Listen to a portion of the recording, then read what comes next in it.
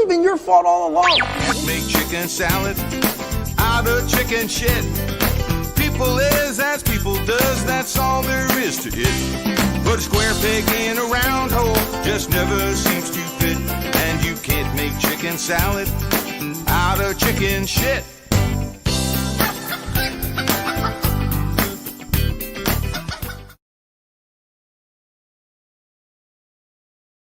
Here I was, blaming AEW for feeding you chicken shit, knowing you mindless millennials would be eating it up as if it were chicken salad, when it's really been your fault all along. Make chicken salad out of chicken shit. People is as people does, that's all there is to it. Put a square peg in a round hole, just never seems to fit. And you can't make chicken salad out of chicken shit.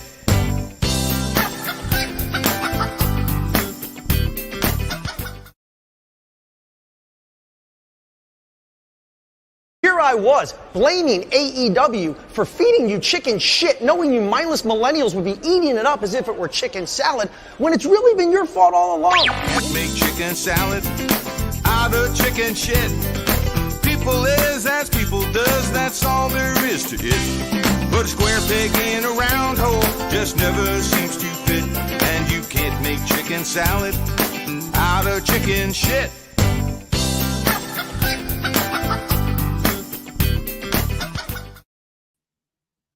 Hello and welcome to Making Chicken Salad, the Wrestle Radio Australia podcast where we talk about everything going on around the world of wrestling. My name is Lachlan Albert and I am joined by the man who returned after the Chiron, Todd Eastman. Todd, how you doing, mate? I'm good, mate. Killed a croc on the weekend. Feeling great. Nicely done. And we are also joined by a man who'll punch you in the stomach if you've just eaten a burrito, Jeff Setti. Jeff, how you doing, brother? Sure. Yeah, that sounds a lot like me. Well, how are you Have you not heard this story going around again? It's an old story that's coming up again recently about Christian. And Kane said that Glenn Jacobs, Kane, said that Christian in real life is an absolute dick who will just do things for no good reason. For instance, one time in an airport, Christian came up to Kane and said, "Hey, have you eaten?" And Kane said, "Yeah, I just had a burrito." So Christian punched him in the stomach and then sprinted away. I know which of the two, whether I'd prefer Jay Riso to take moral cues from Jay Riso or the guy who celebrated the anti-abortion bill going through. I know which one I'd prefer to take cues from. That's all I'm going to say. Also, Lachlan, can you please clear up me killing a crocodile on the weekend, please? Oh, yeah. I just realized that probably didn't sound all that good. I should clarify. I was on Pro Wrestling League on Friday night. Todd killed a crocodile. Anyway, today we are going to Tim Hayden killed the crocodile. Sure, Pro I was Wrestling League champion Outback Adam comes to the ring with Steve the Croc, who may or may not be an inflatable pool toy. It's up for debate. And Todd threw a screwdriver to Tim, who may have accidentally damaged Steve the Croc. I'm sure it was an accident. It wouldn't have been on purpose, I'm sure. So that's what that's about. And if you want to see what happens there, February 10th, I believe it is, at Kedron Weeble Services Club is the Purge. Yes, Jeff. I have a question on that, Todd. Yes, Jeff. Why were you carrying a screwdriver anyway? Because we wanted to kill a crocodile. And there you have it. So that's the inside scoop. This is the stuff you only hear here on Making Chicken Salad. I wanted to make a joke about it because I just found the vodka, but I was like, yeah. It was good. That's good. Yeah. I like what you said. Welcome to Tim Wilkes in the chat. That's a great point to remember that if you want to engage with us as we talk all this nonsense, the best place to do it is at twitch.tv/Wrestle Radio Australia. You can also watch us on Facebook on the Wrestle Radio Australia page. You can watch us on YouTube. And the best way to find all that is to go to WrestleRadioAustralia.com, where you can find all of those links, as well as go to No, that's not the one. You can go to tinyurl.com/WRA10 to throw a couple more dollars into our fundraiser for mental health in honor of the 10th anniversary of Wrestle Radio Australia, as well as go to tinyurl.com/WRA10 shirt to purchase our 10th anniversary. I will say one thing that almost made me break character is that I've turned around to. By the way, made my Pro Yes. Wrestling League debut last Friday. Yes, you did. Thank you all very did, much. mate. Thank you. Congratulations. Stepped in at the last minute and had an absolute blast. It was a massive honor, as I've spoken before about PWL getting me back into Queensland wrestling. So I couldn't have been more proud to be on that show and to almost break Todd. Yeah, no. One thing that did almost break me was like he stabbed him, and I've turned around to the crowd to just mock the crowd and really just really draw out the boos.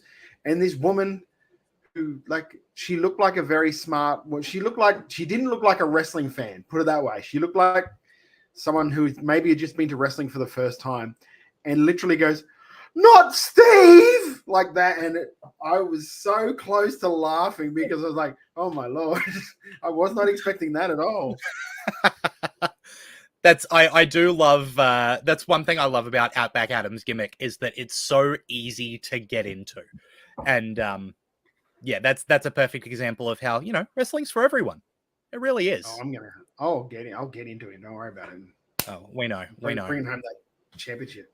Because part of the reason that I mentioned February 10th at Kedron Wable Services Club, if you're up here in Brisbane for PWL's The Purge event, is that it's going to be a triple threat main event for the Pro Wrestling League Championship between Outback Adam, Tim Hayden, and Todd Eastman. That's right. Todd is in a triple threat for the title come February, come Tuesday. It's going to be an exciting time. Speaking of Aussie Rap. That's 2 matches in the space of a year, Todd. Well, technically 2 calendar years. Yeah, but it's still within 12-month period, Todd. I don't book it, brother. There's a reason he's at Beast Eastman on Twitter, Jeff. Yeah. The man's a machine. He won't stop. But yes, anyway, we are here to talk about, James Cray official says, so somehow when Todd ends up as a champion, I'll come for that title, brother. I will. Yeah. It will be a Vince McMahon style. I'm going to forfeit it straight away. 100%. I'll be spending months going. I want that. It's the old. I want that Roman Reigns schedule. That's what I want. Doing the old sell it to Andre the Giant gimmick. Yeah, the old Ted DiBiase. Yeah, that's the way. I am. Yes, I don't like wrestling at the best of times. Actually, wrestling. I don't like doing that at the best of times unless it's really a thing. But oof. Yeah. Tim Wilkes says I'm seeing the Vince in a do-rag look for Todd. I can do it. I can do it. I've got a do-rag. Don't worry about that. All right. Look, how about we talk about something we've actually advertised the fact that we're talking about, and that's PWA's Black Label Tuckman's Beer Bash. That's right. Pro Wrestling Australia in Sydney returned to, I went to call it an old name. I went to call it Max Watts. They returned to I've forgotten. Anyway, just call Tuckman's it Beer Max Bash. Just call it Max Watts. Max Watts. It was a show booked by the Tuckman. Ooh, the Tuckman, that had a bunch of huge matches going on, opening up with a 4-way tag team match with SMS, MK Plus Ultra, PPK, and the Backslide Girls. This one having Liberty Hall? Liberty Hall, thank you. SMS coming out on top of this one. A couple of things to note. First off, MK Plus Ultra, once again, the team of Michael Spencer and Tommy D, with Kai Drake currently out due to injury. Kai Drake getting involved, though, and taking Barnaby, the teddy bear of the Backslide Girls, who is currently in a wheelchair after Barnaby's huge death-defying leap from the balcony at Coliseum. If you want to support Barnaby the teddy bear's recovery costs, I believe David Streamer did set up a GoFundMe for it, so you can donate there. But Barnaby is in a wheelchair at the moment, which Kai Drake pushed off the stage, and that caused the Backslide Girls to run out, try to attack Kai Drake, leaving SMS the chance to get the win there. For me, this was massively enhanced by an addition to commentary for the night, who I thought was brilliant all the way through, and that was Unsocial Jordan. The man, we've talked a lot of good things about Unsocial Jordan.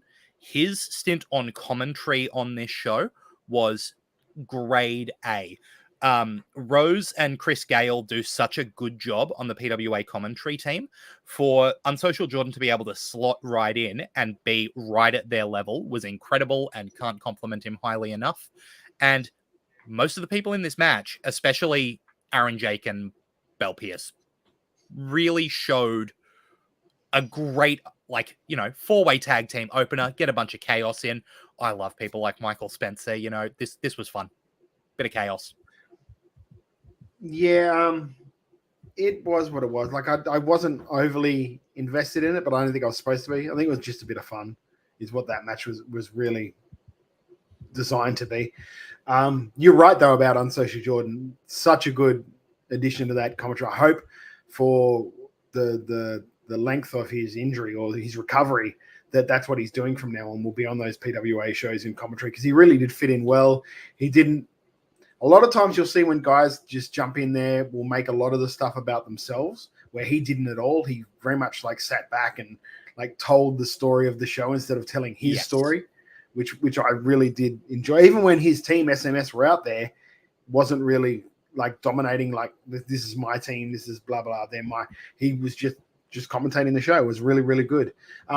Yeah. And the spots where Jordan did throw his character in were done very, like, cleverly for the people who knew what was going on without distracting from the show. He didn't make it about him, but every so often he'd throw in a little, like, there was a moment we'll get to where the Tuckman did a shoey after his match, and Jordan just went, "He's pouring beer into his shoe? Why is he doing that?" And just him having that character without pulling away from what was going on, I thought was brilliant. Yeah.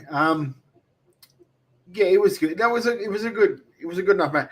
Although there was a spot there where I think Frankie B went for a moonsault and was sort of like off on it slightly and could have really done some injury to, I think it was Aaron Jake. I'm not quite sure off the top of my head, but it did look a little bit oof for a second there.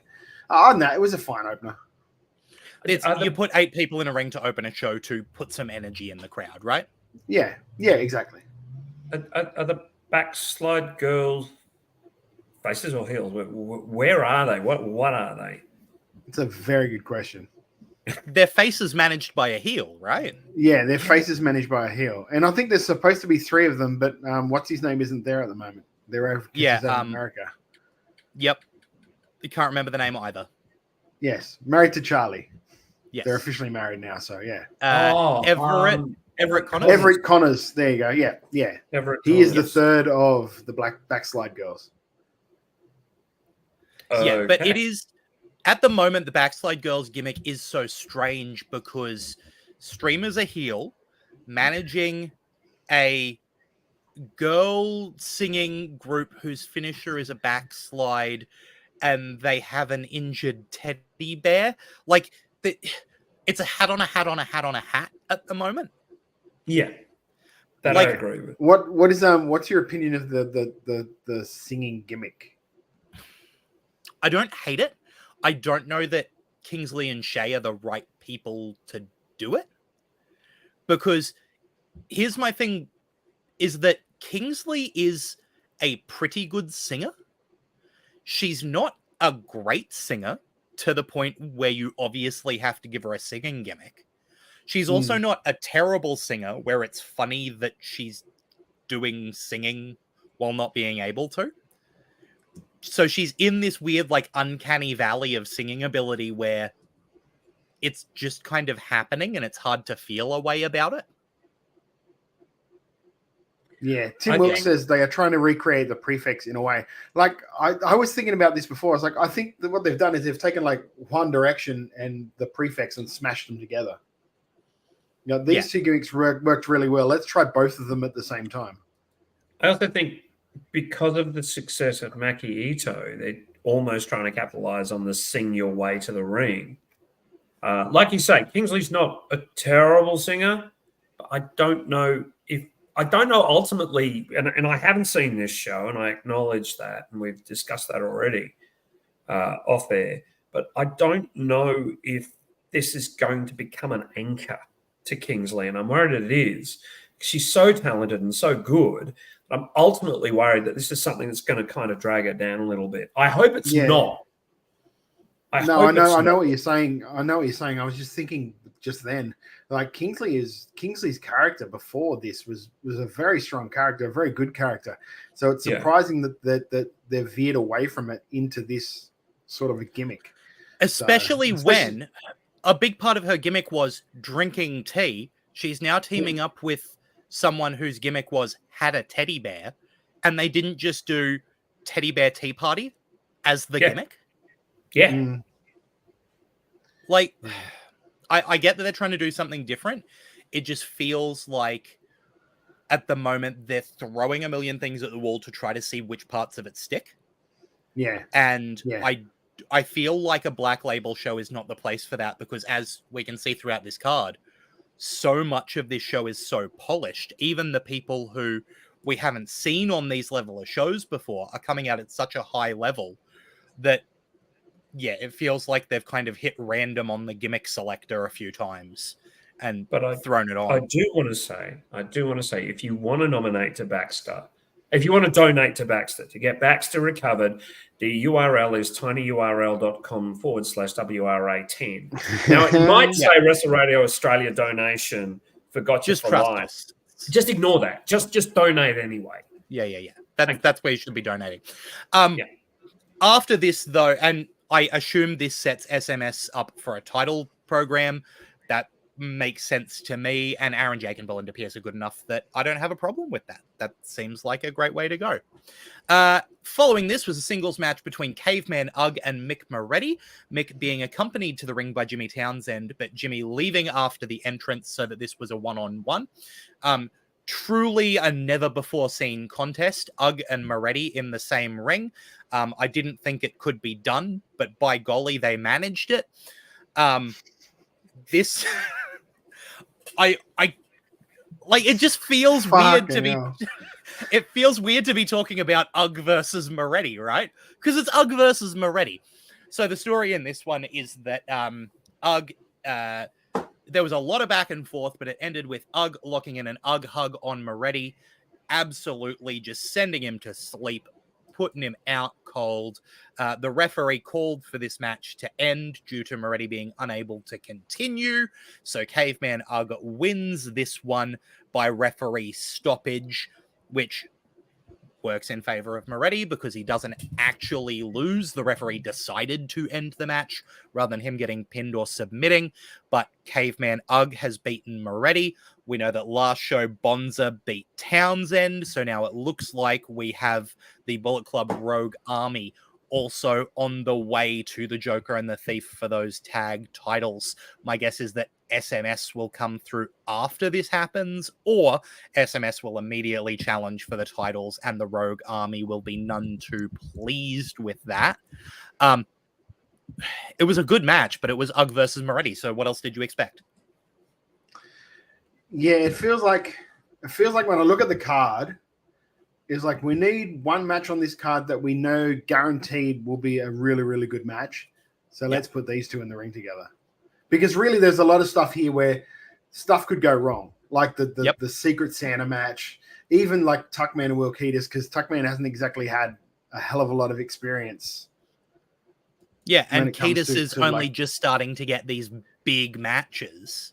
Yeah, exactly. And then you've got like the 6-pack challenge, which is just a cluster. You've got like the singles match with pretty much David Streamer, who's a new guy, against somebody who was debuting. But then you've got the main event, which was always going to be a good match as well because of who was in it. So this was one of those ones where like we need to shore up the first half of the card.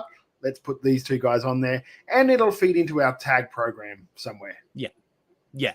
And like nobody's don't get me wrong, I am not complaining about getting to see Ugg and Moretti again. No. But I thought you said it was the first time ever. You lied to me, Lachlan. Yeah, it was a trick. It was a dirty trick that I played on you, Jeff. Yeah, I'll watch Ugg and Moretti go at it any day, right?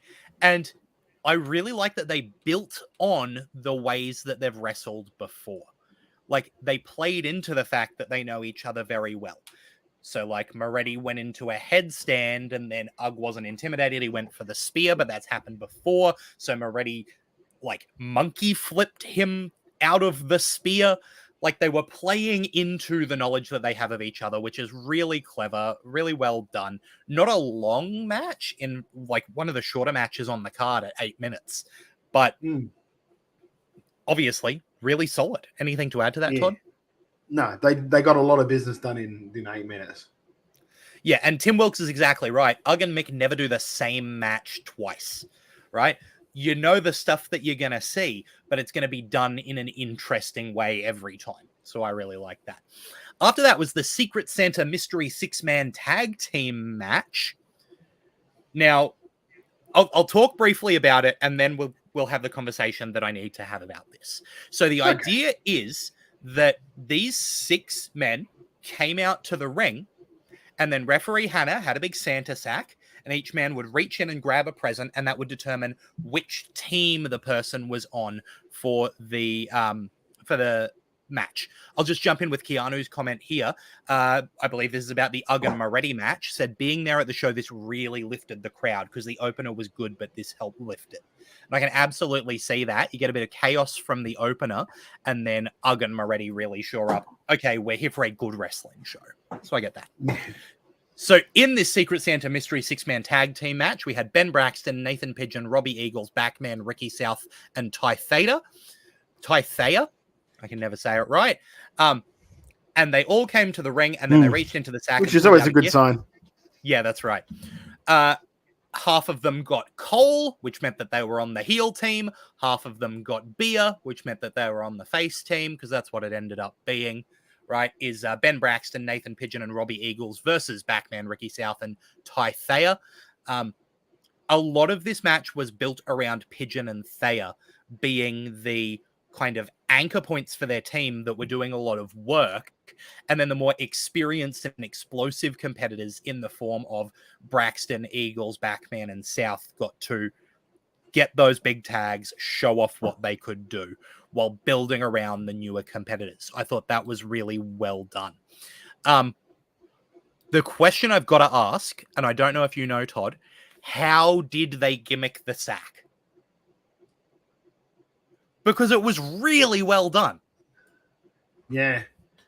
Well, surely, because what was the difference between the thing was a coal and a what? And a beer. Yeah, well, you can tell the difference between a coal and a beer when you go in the sack to grab it, wouldn't you? When there's a big sack full of like different bags, I think it's actually quite. Maybe it's just Well, I don't know. I'm completely incompetent. I have a tough time getting things out of sacks. I would think that a beer is cold, whereas a lump of coal, not so much. Okay, I'll take that. That'd be a good way to do it. Yeah, it makes sense. Now, Keanu has just said that he thinks Ben Braxton in 2024 is going to explode, someone he loves watching live. I'm going to be positive about this match. I thought it was really well done. Pigeon and Thea were really good at showing off what they could do here. What? Oh, I don't know what Todd's doing. Me. He's playing with his sack. Playing with his sack. I thought Backman and South looked like the best tag team that's been in PWA in a long time. Like the natural chemistry those two big dudes had working as a heel team, I thought was unreal. And I would love to see Backman and South work together more after that, because they were excellent. And I am loving Backman's heel work at the moment. You see, I get that, but I kind of want Backman to go out on his own now. Otherwise, it's just like he's broken up with the tag team to do what? To get with another tag team. Do you know what I mean? It's sort of like, and not like I completely agree with you. I'd like to see Backman think.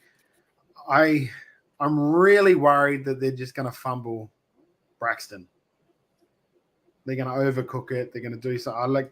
I love the guy, and I think he's really, really good, and I think he's got like all the potential in the world. I completely agree with Keanu. I just know that from my past experience of watching PWA, they tend to be really, really cautious about elevating certain people. They want to build to big moments. Yeah. See, now, to me, Ricky should be. They shouldn't take that heat off Ricky. Ricky had a great run as champion. Richard South. Rick South had a great run as champion. He's a phenomenal athlete. I don't want to see him drop down the card, and I'm kind of worried that they're just in a holding pattern with him at the moment. See, this show I thought did a really good job with Ricky in making him look like, obviously he was in a lower spot on the card in this match, but making him still look like he was involved in big time stories. So one of the stories running through this match was that whenever South got tagged in, basically the first thing he would do would be to run over and just deck Robbie on the apron. Like every time. Just like, oh, you're in the ring, I'll knock you down, and they'll run over and deck Robbie. So clearly he's gunning for Robbie. And then later on the show, Fudge had a promo where he called out Ricky, and said, Ricky, I'm back because I want you. Name the time, name the place. I'm going to beat you. Good. So it feels like there is this Ricky South as a character has a world around him right now, even without the title. And I think that's important. Good. I want to come back to this Braxton. Sorry, go on. Because I think it's important that they do keep him in the upper echelons of the card and keep him as an important figure. Because so often, and it has happened in PWA a little bit, they've got a champion and the champion loses, and then they just slowly sort of make their way down the card and get reheated later. I'd like to see Ricky, particularly Ricky, and yes, he is a favourite. I'd like to see him keep that heat. I'd like to see him at that level. You know what, though? It's hard. Speaking as someone who has to deal with that like side of it, it is really hard to do that with somebody once, because they've had their run and sort of like you have to put them down the card a little bit to help bring up the next people. If that makes sense. It's sort of like cyclical. So you do bring them around, because if you constantly had someone on the top all the time, it gets a bit monotonous, especially when you're only doing one show a month. Well, I mean, we had someone in the chat some time ago say that and I don't know who it was, and if it was anyone here, I apologize, but they said that Robbie should be in the main event of every show. And and I'm sure you both remember that comment, but we all poo-pooed it. And I'm not saying that Rick should be in the main event, but they should keep him strong and they should keep him hot. Yeah, absolutely. And there's a difference. With him down the card, but keep him hot. And I think having him in this kind of match is part of that, where you can have him lose to Eagles, because Robbie Eagles with a Ron Miller special is what won the match, right? But he didn't beat Rick South. He beat Ty Thayer, right? Which is very different to making Rick South tap out. But I'll be honest with you. As soon as this match started, like, I'm sure you thought the same thing. Okay, it's either going to be Pigeon or Thayer that take this loss. Yeah, it was Ricky's beating Pigeon or Robbie's beating Thayer. Like, those were the options. Yeah. I am going to make a controversial statement here. Dun, dun, dun. I don't get Braxton. I don't get it. Okay. I think he's Explain more. Good. I think that physically he is a good wrestler. And if the tops of cards were decided by who is a good wrestler, this would be a very, very different industry. Right? His character, to me, is nothing. I have no idea who Ben Braxton is as a character, as a person. He looks like, and again, this is coming from, I dip in and out of PWA. I might have missed something really obvious here, but he looks like a guy who was doing rugby league stuff, decided he wasn't going to make it to the NRL and tried wrestling instead, and is a good wrestler. Like, that's what he looks like to me. He's got gear that looks like someone decided to try to make a GTA character into a wrestler. And so I believe his character in Newcastle started out as like an Eshe type. But he's definitely not that. Not now, because I think it's evolved from then. from there. It was him and I think him and if I'm wrong, then I apologize. I think him and Tyson Reed might have been something. Yeah, there you go. Yeah, he was with Tyson Reed at Newey, the lads. There you go. Yeah, see. Does that come through at all in anything he's done in the past 6 months? Because I think it's evolved. It had already evolved past where that was in Newey from when he's hit. I think you're right. I think he needs to find something else that actually clearly defines him as a character. But yeah, that's what his character was before. It was like an Eshe type gimmick because he wore the fucking bandana over the face. Yeah, and he's got the bandana face on the tights and all, right? Yeah, great. And you can get to a point where when you're familiar enough to a crowd, you don't necessarily.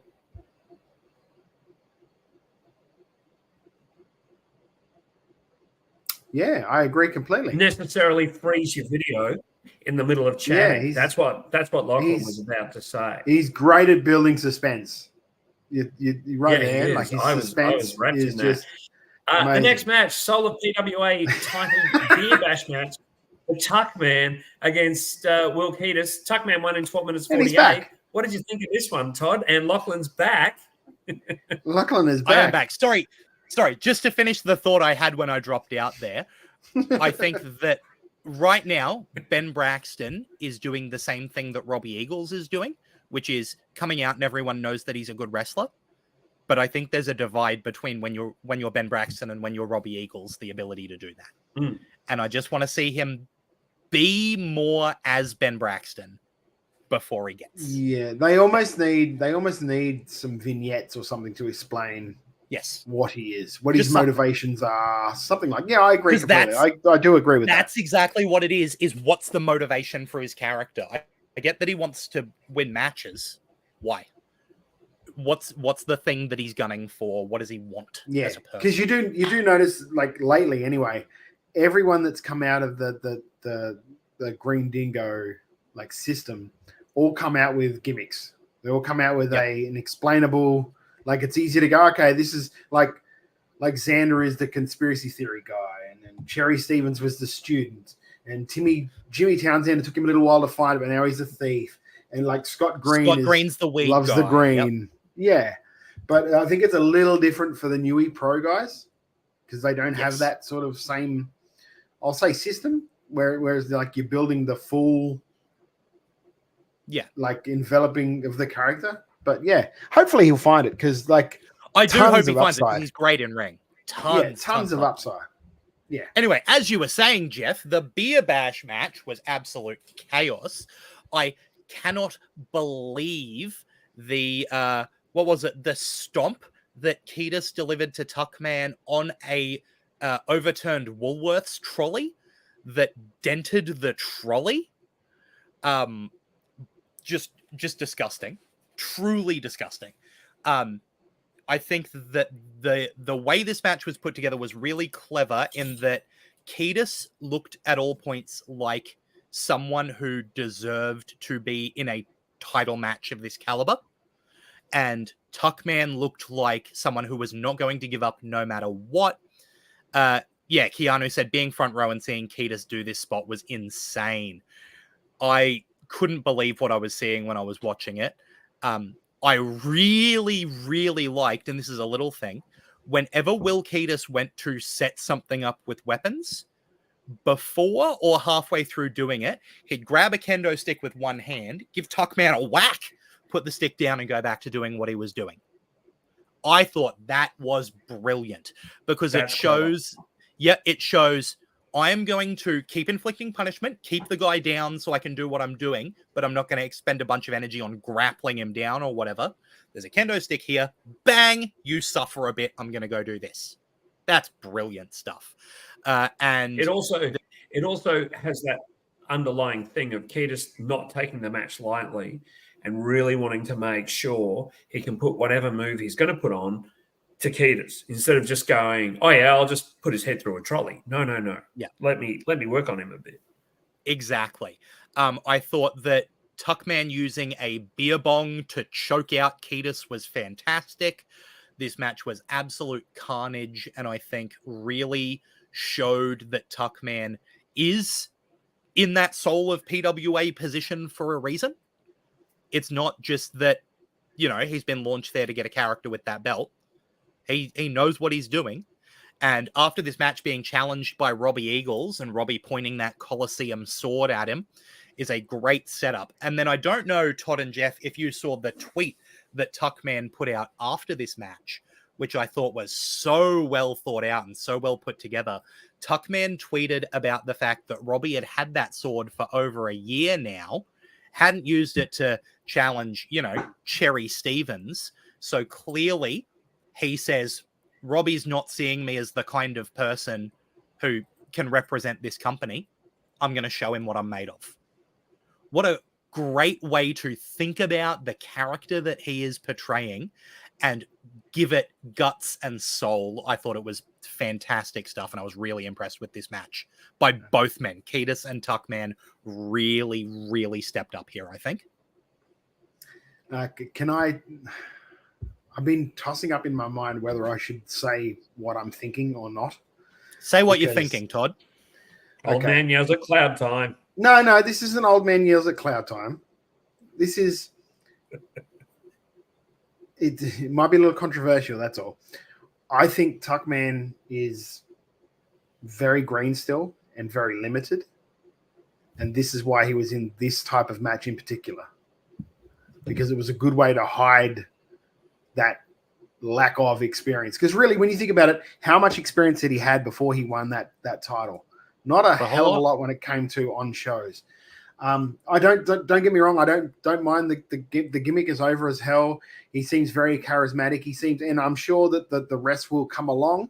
I hope that PWA haven't just sort of like gone, this gimmick's really over. Let's put this belt on him. I really hope that's not the case. In what you're saying, Todd, and this is me being really cynical here, who is the biggest sponsor of PWA? Oh, yeah, 100%. Yeah. Wayward Brewing. And that was every ad that was on this show was for Wayward Brewing. They are a very beer-centric company. And to have a Soul of PWA champion whose gimmick is drink a beer, that works very well. Tim Wilkes is saying putting him near Robbie so fast is a concern. See, I think what we're looking at is exactly what Todd said. If you're the Soul of PWA champion and you're limited, how do you hide those limits? Put you in a match with people Robbie. that can hide the limits for you. Yep. People, and that's why Jessica Troy was working with people she was working with for a while, because doesn't matter how limited they were, she could still work with them and get a really good match out of them because she's that good. Robbie's that good where he could do that. He could be with anybody and make them look good. I'm hoping this is a thing where like we think that Tuckman's got a hell of an upside. Let's put him with guys like Ketis. Let's put him with someone like Robbie in a proper wrestling match, and Robbie can hopefully help him along during this match and maybe do the favor for him or something like that. I know this is maybe just me being overly critical of it, but it's like as I was watching the match, I'm just like, wow, he's like really good at taking a bump. He's really good at selling, but like there's a disconnect for me somewhere where I think if he gets it, it's going to be great and he's going to be really good. But I just don't think he's got the miles under the belt yet to be in the position where he's in. And that's nothing against him and all the like, good luck to him for getting that spot and like hold on to it as long as you can, lad. But I'm just saying, like, yeah, I hope it works out for him. I don't think there's anything wrong with what you're actually saying, Todd. No. I really don't. I think that I agree. We have what you agree that there's nothing wrong with what he's saying. I actually admire you for saying this, because I think that we have seen so many companies push somebody who's got a bit of an it factor, and Tuckman certainly has that it factor and certainly has a bright future in front of him if he puts it all together. But they kind of lack a little bit in ring, or they lack a something. So I admire PWA for doing this and stick with it. It's a great experiment.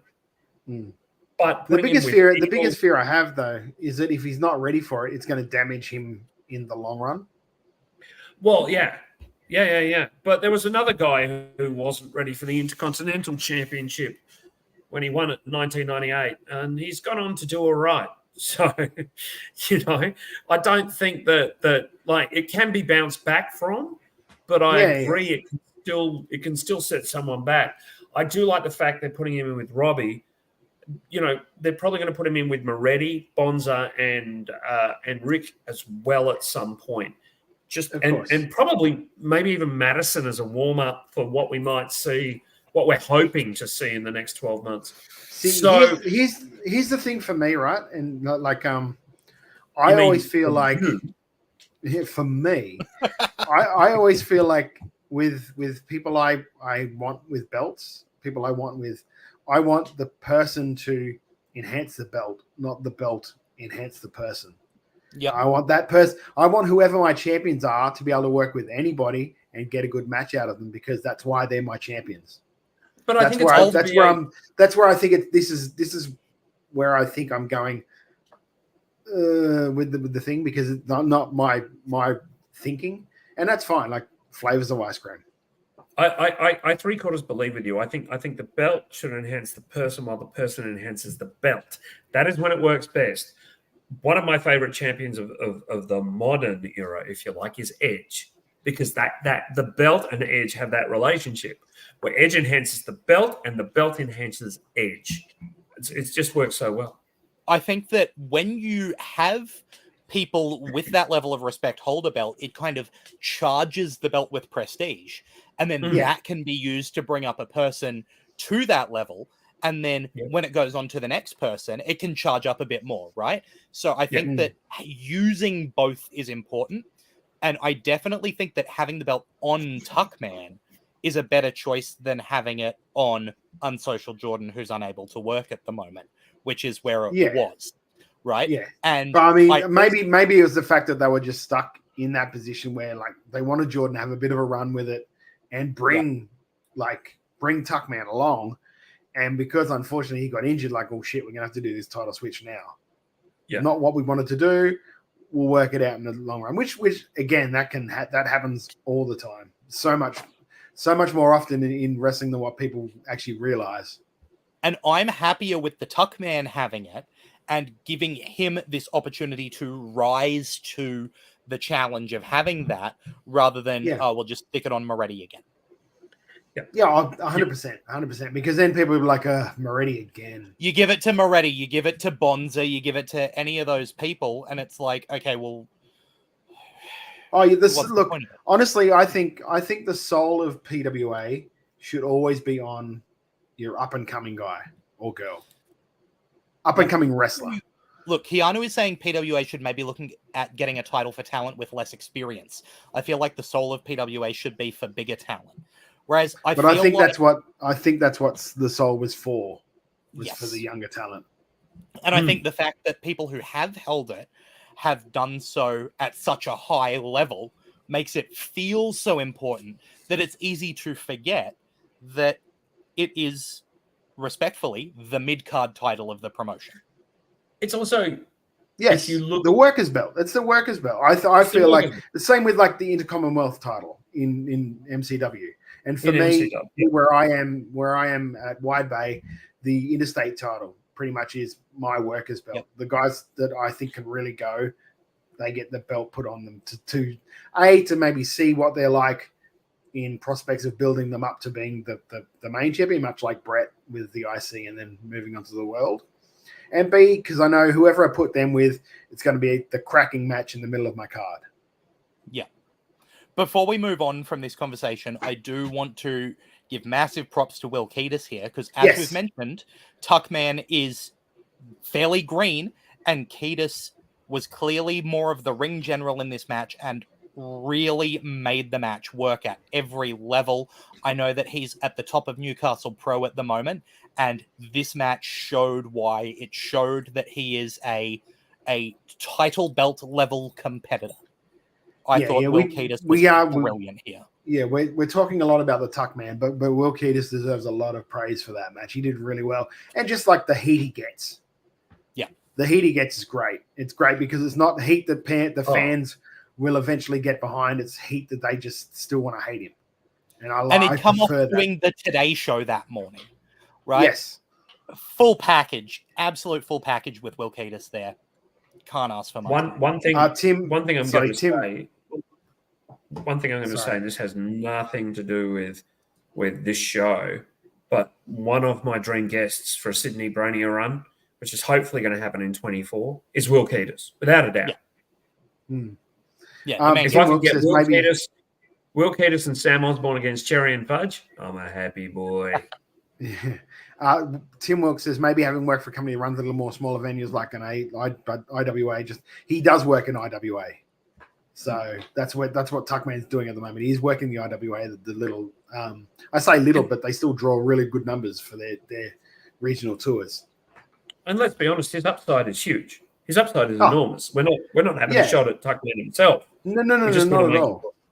That the run is good. Yeah, if anything, I'm saying it out of concern, not like the kid doesn't deserve it. I just, moving on, the Wayward Brewing Co. 6-pack challenge match. This one had Cherry Stevens, Jimmy Townsend, Big Fudge, Scott Green, Tony Stellino, and Xander Sullivan.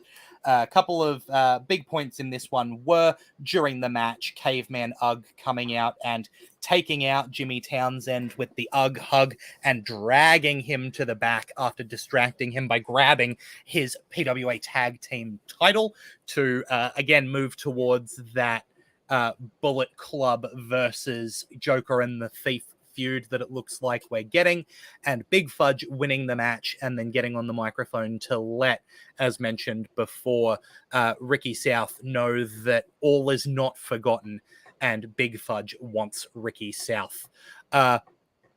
This was good. I think it was a good showing for a bunch of people who are fairly new to PWA Black Label. If you look at names like Scott Green and Lil Tony Stellino and Xander Sullivan, though that is a big stage for them to be on. And it's a good spot for Stevens and Fudge and Townsend to push forward what they are doing in the company. I thought it was good. I like the fact that they sort of referenced the Cherry and Fudge connection during the match. They did that. I like the Cherry and Townsend prefects history. Yeah, exactly. I like that they let Xander get his gimmick over during the match, which was really good. He gave him that little moment to shine, and that airplane spin he puts on. That's brilliant. Holy hell, he got some talk with that. Yeah, we should mention that Todd and I love Xander. He was up here. He was a Queensland boy for many years. So like when I was first getting into the local wrestling scene, he was holding that Queensland Openweight Championship in an incredible feud with Sebastian Matters. So a lot of love for Xander Sullivan here. Yeah, he was one of my pet projects when it comes to booking and to, helping develop talent. He was in a really good tag team as well with JL Gold, Headstrong. They were one of the really strong babyface tag teams up here in Queensland for a while. And then he moved to Sydney expressly to go and train at the PWA Academy because he wanted to get better. And props in the world to him for doing that. Absolutely. Yeah. But yeah, not much more to say about this match. I thought everyone in it did a good job. And that's what it was for. Yeah, and they pushed forward the narrative with Fudge and wanting to go after Ricky and afterwards. Push forward Townsend in the tag team scene as well. Really good. Keanu says Xander can really wrestle. I feel like his gimmick outshines that, though, a bit. Yeah, I think the gimmick is a way for him to try and just get his foot in the door to be able to show that he can wrestle. Yes. Because that's PWA, although they have really, really good wrestlers, that undisputed, really, really good wrestlers on that roster, you need to have a little bit extra to be able to stand out, a little bit something that's okay. This guy can really wrestle. That's cool. I've got 15 guys that can do that. What else have you got? Yeah. And he's got the personality. He's got that gimmick that is different to what anyone else on that roster is doing. Yeah, absolutely. After this, we had a singles match. David Streamer defeating Suplex.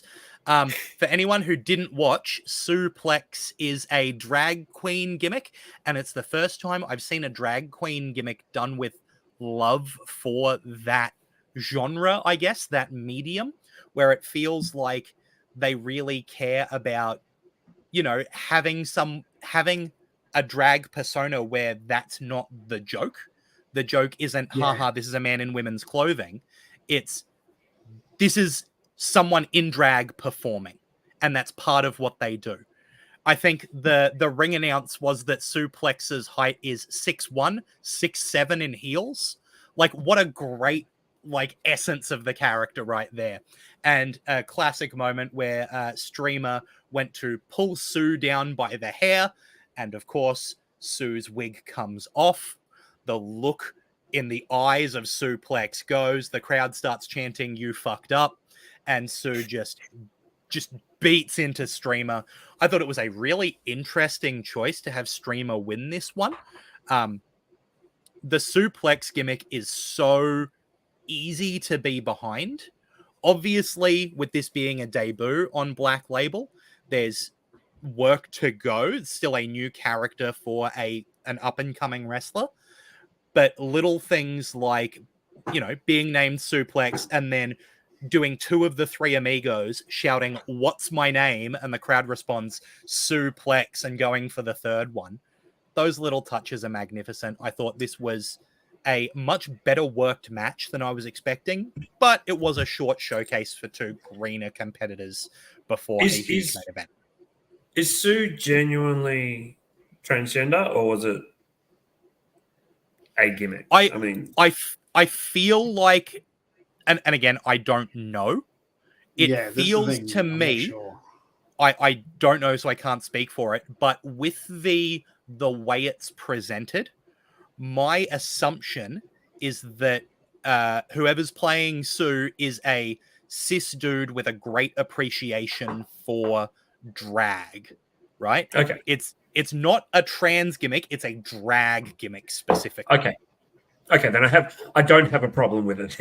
You can understand what I was getting at. Absolutely. And if I had just heard of this gimmick before seeing it, I would be a bit apprehensive. But well, here's the thing, like during the vignettes and that, I wasn't sure what if it was a so hard to say nowadays. I'm not sure if it was whatever I say, I mean no offense to this, okay? I'm just prefacing this right now. We'll be beeping this out later. No. But when I saw like the vignettes and all that, I wasn't sure if that was a dude or a chick. Like, it was a really good job of like okay, Suplex, okay, they've got a new chick wrestler, cool. And then I saw something, I don't know what it was, but I was like messaged somebody and said, "Is that what is that gimmick?" I don't know what to say nowadays. You know what I mean? And I understand what you're saying, Todd, because the way Suplex is presented is very much within that drag idea of, we are presenting this person as a woman, as a big a woman with a big personality, and you're kind of expected to know that this is a guy playing a woman as a drag persona, which I think is really interesting because the crossover between drag and wrestling is so strong. The idea of kayfabe almost exists within drag as well. The idea that there's the person, but then there's also the character who is on stage. Like, these 2 worlds are really interlinked, and the way that when you see that performed, you're expected to know the reality of the situation, but suspend the disbelief for the nature of the performance, is just so straight up equal between drag and wrestling. So the idea of having a wrestler who is a drag queen feels really obvious, but I also understand that wrestling in the past has been a really shitty place for playing with gender and not been a super safe place to do that. And when it's been done really poorly. And you don't want to be getting into those conversations where you start getting accused of doing the wrong thing, right? Yeah. So I think this was really carefully and well executed. My concern was it was Harvina Whipwoman, if you like. Yes, exactly. Or what's his name? Santina Morella. Santina, thank you. I will say, offensive. I will say that was actually an issue here in Queensland a few years ago, where there was a bra and panties match advertised that involved a wrestler named Brittany, who turned out to be a dude presenting as a woman as part of the and it was just like so not anything. Whereas this clearly gets what it's doing.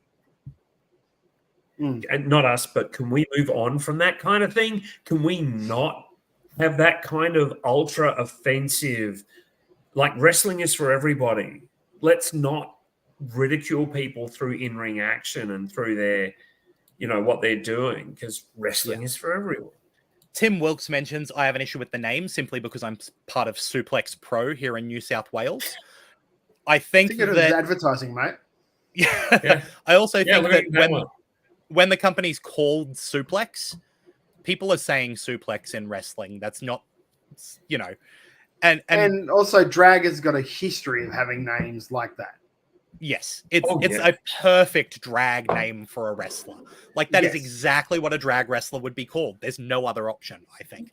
I understand what Tim's saying, but at the same time, I think that the nature of things is that, go onto Cage Match and search for your promotion's 3 letters and see how many come up. Like that's wrestling. There's too many companies and too many people. There's gonna be name crossover. Type in PWA and see how many you get. Yep. We were talking about Mitch Ryder earlier in the show, and I know there's been some issues for him because in the US there was an indie wrestler named Mitch Ryder. And so he's got a recently, passed away in the last couple of years. So navigating that space is something that's going to happen. But moving on to the main event. PWA heavyweight title, triple threat match. Jessica Troy defending against Jude London and Paris De Silva. Triple threat involving the Velocities and Jess Troy for the title. Banger. Brilliant match. This is my partner's match of the year. It was incredibly quick, incredibly technical, so well done, top to bottom. Even the bits that were gimmicky, right? Mm-hmm.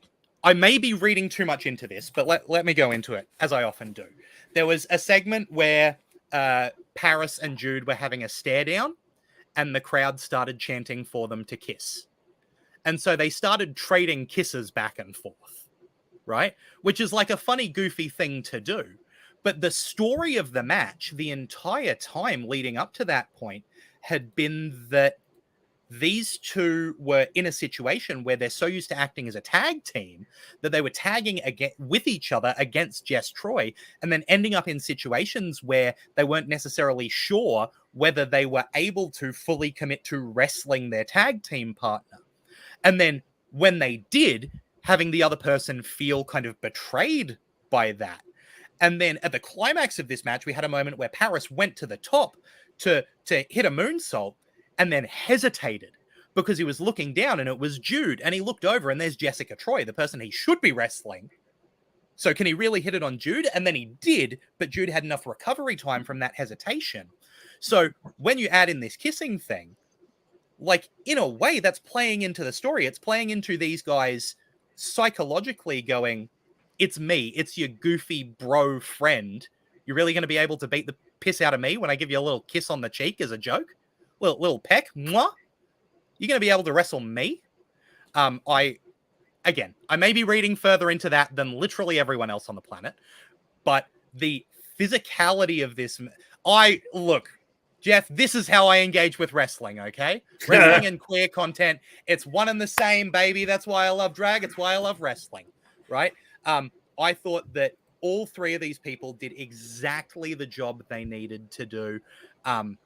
Paris and Jude are so incredibly skilled. There was a moment where I had to rewind because Jude did a kip-up that I could not see happen.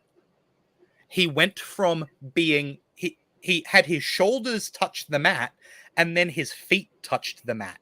And I didn't understand how he did it. I had to rewind and rewatch it. Really fast paced, really technical, really emotional. I loved this match. Okay, Todd? so I'm going to take somewhat of a different stance to you with this, the kiss off thing. because I think that broke from the story. Like, the story is both of these people have worked their asses off to get a PWA title match, right? And they're in this title match. And then all of a sudden they started doing this spot where this is like, it was the main event. It was the possibly the technically in a singles capacity, the highest profile match they've ever been in. And they're breaking to do this spot. It was sort of a disconnect for me. Also, there was another thing like halfway through this match, and I'm watching it, I'm thinking, this is a fucking great match. There's no doubt about it.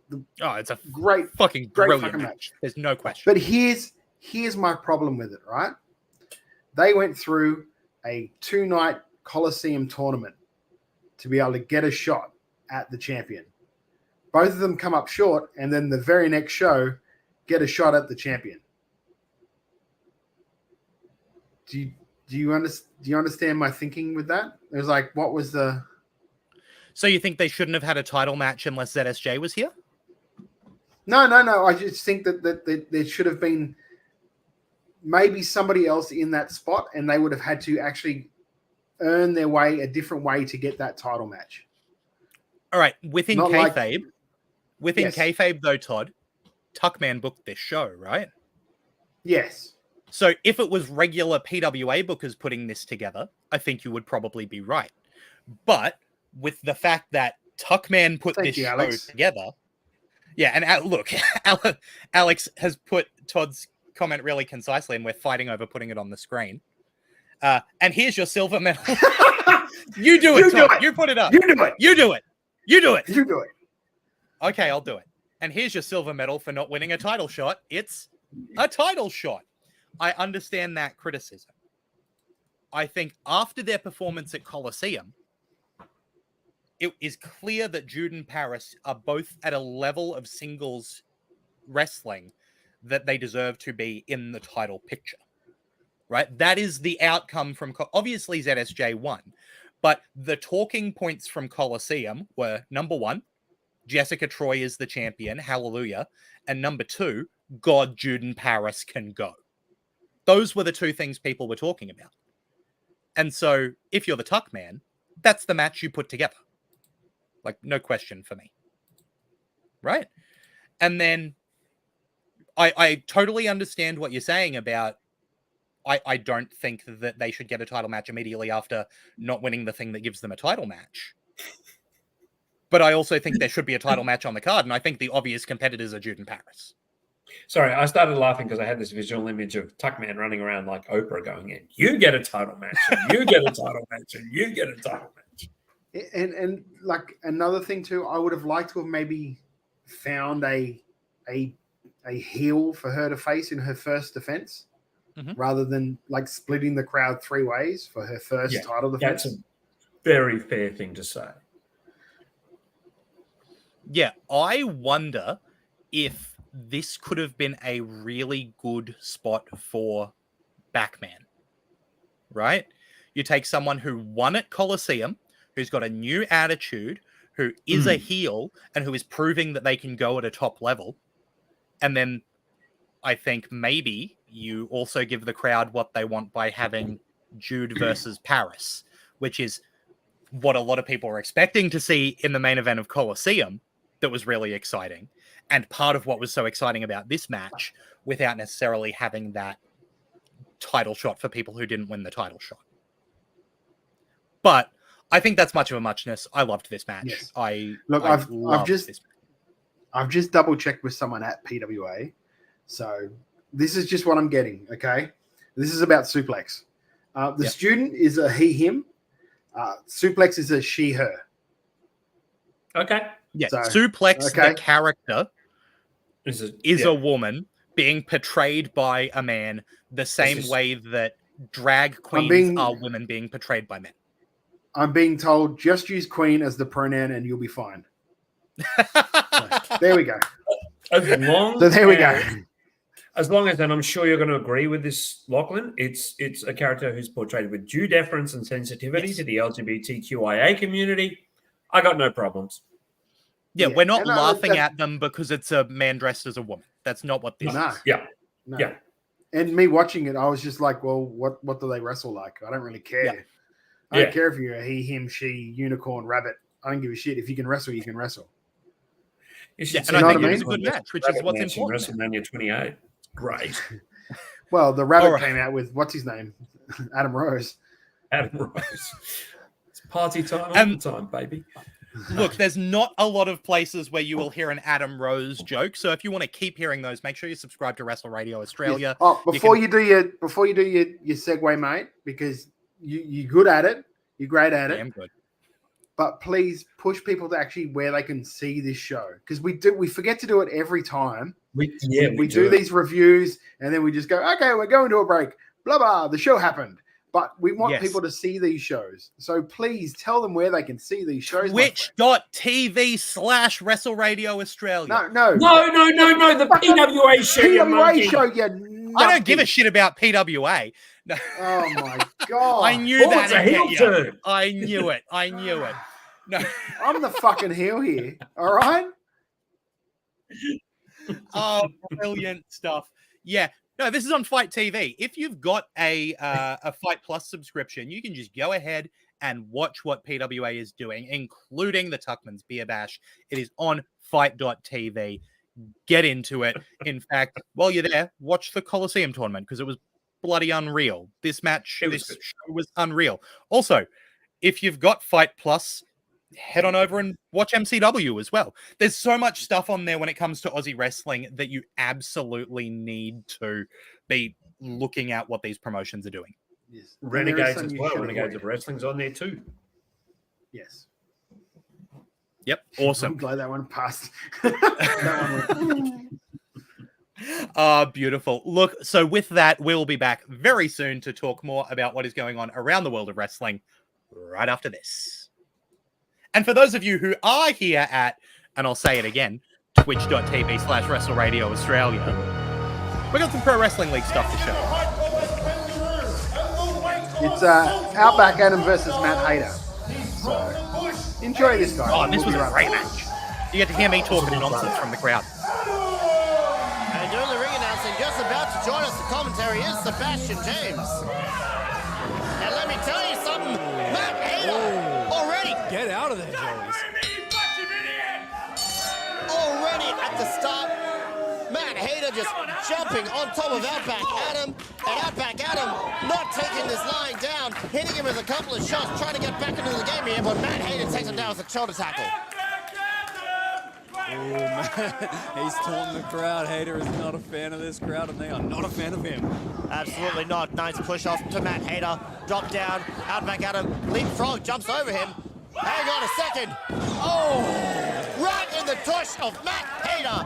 And let me tell you, his tush, say what you want about Matt Hayter. I think Outback Adam is the one that has a nice tush here in this matchup. Well, that's on record, Roberto.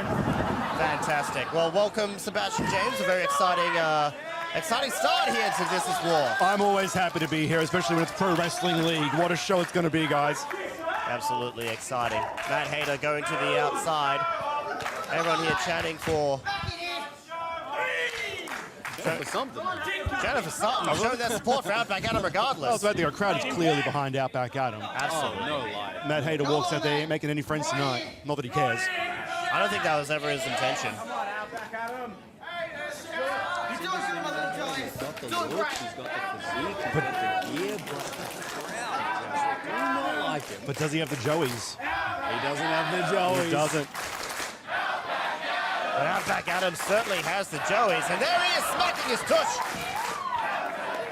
And the people are absolutely loving this. Bit of a wiggle there. Well, we ain't here to Romance spiders. We're here to wrestle, I believe. we're here to wrestle. But I was gonna say like fawn over Outback Adam, but oh my goodness, what is he doing? Outback Adam's chest has been exposed. He's answering the call for the test of strength.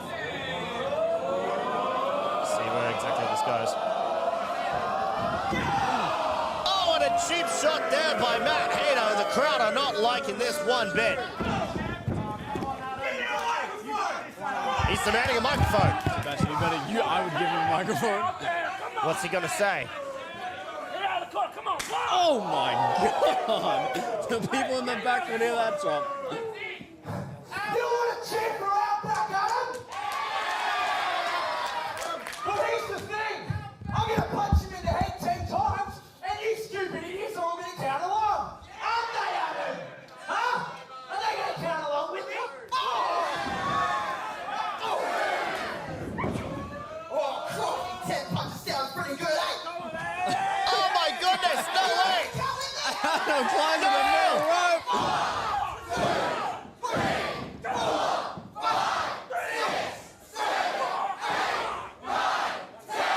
10 punches to Matt Hader by Outback Adam, and oh no!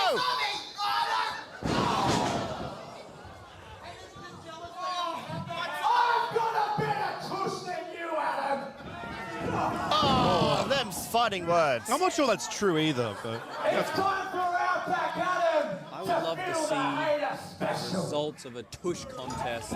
Whereabouts Hader ranks. Well, that's not a tush, but I'll tell you, it's the front tush, that's for sure. do you guys remember this used to be about the wrestling? Do you guys remember that? Matt Hader doesn't remember it. Let's see if Outback Adam can remind it.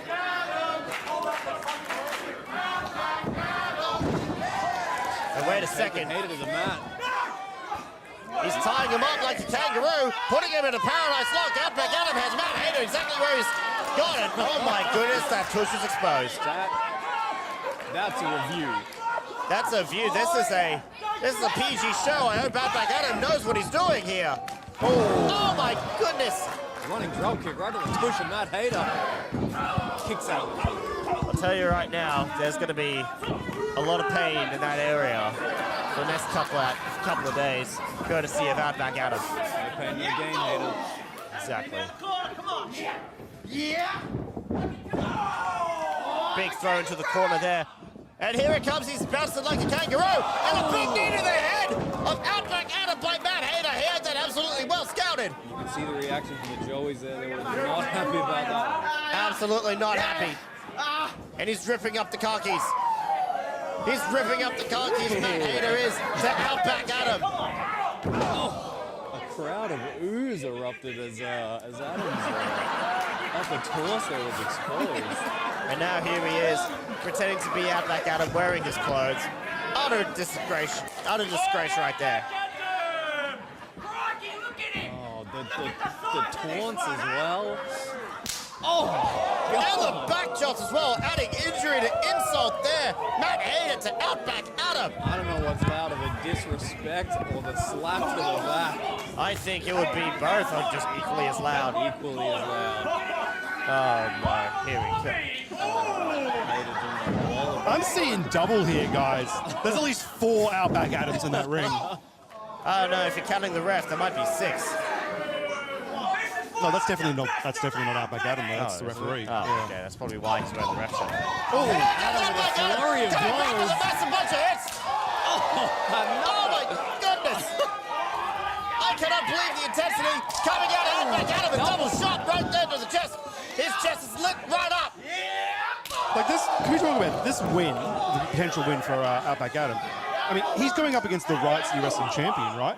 But this has to mean something. Oh, absolutely, because like, this is no spring chicken here. There's a reason why Matt Hader is like the RCW champion right now, and that is absolutely because he is a great competitor, but that great competitor is about to have a massive lit up chest courtesy of Outback Adam, and if Outback Adam wins the match tonight, who knows what that could be done for his career. I'm just honestly shocked. God, Hader's quick with that. Because it feels like Hader was not, not taking Outback Adam seriously. When he has everything to lose here, he is coming in as a champion.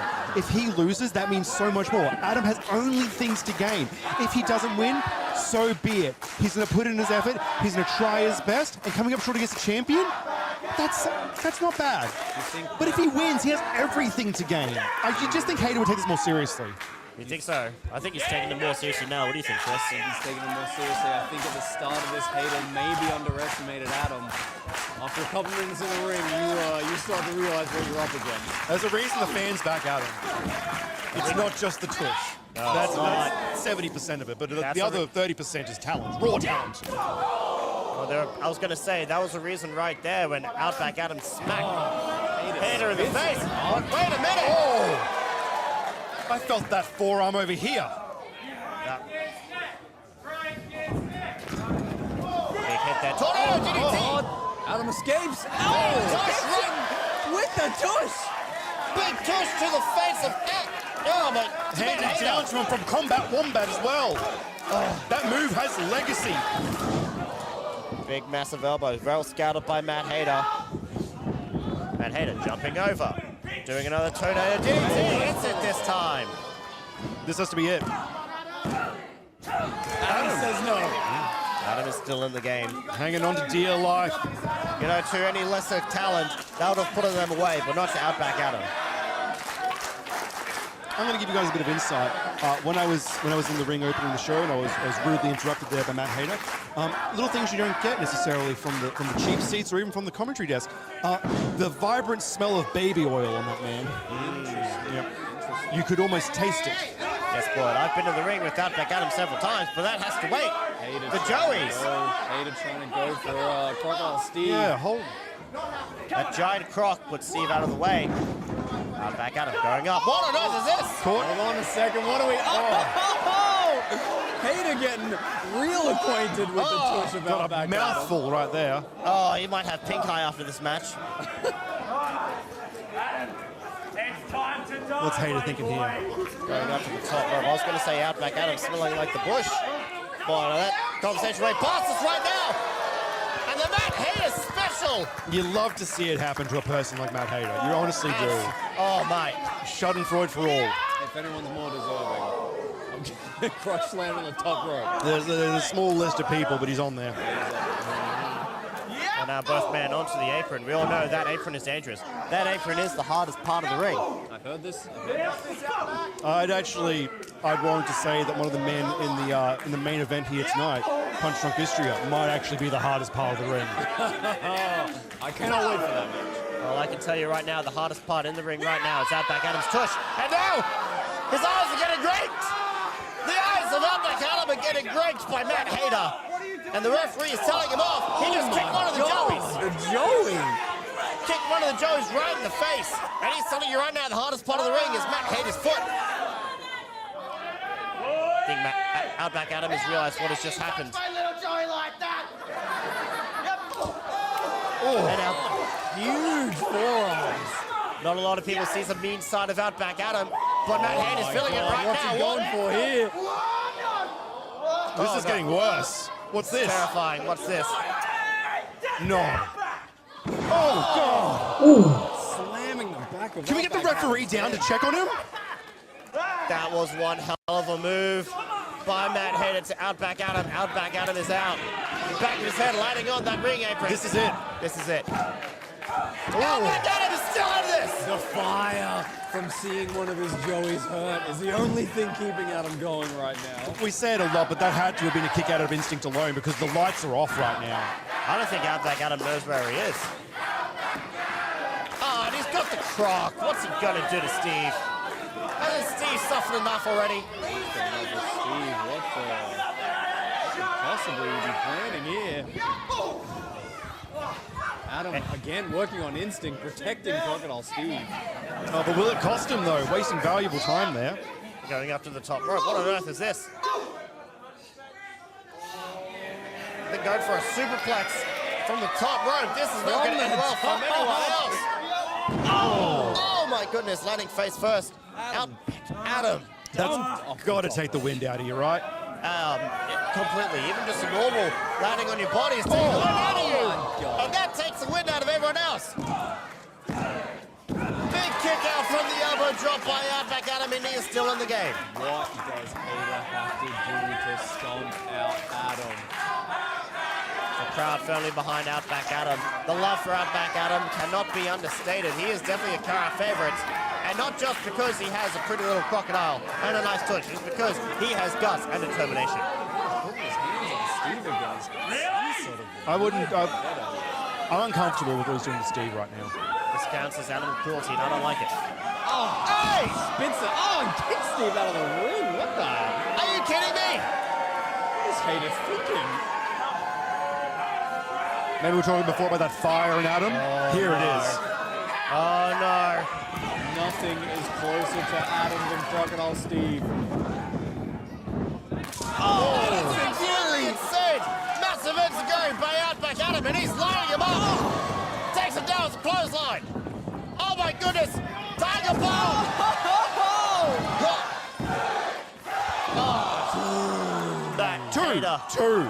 Matt Hayter just barely kicked out of that. Matt Hayter showing why he holds the belt. Back at him going up to the top rope.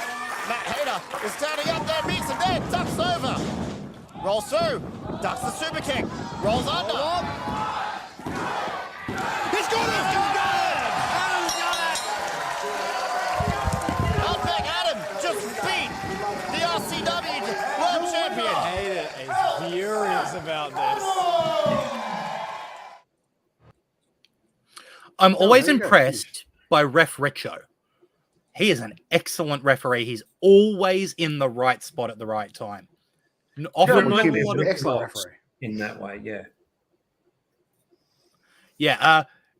As an aside, Todd, where would one be able to watch Pro Wrestling League? It's a very it good goes question up at the online? moment.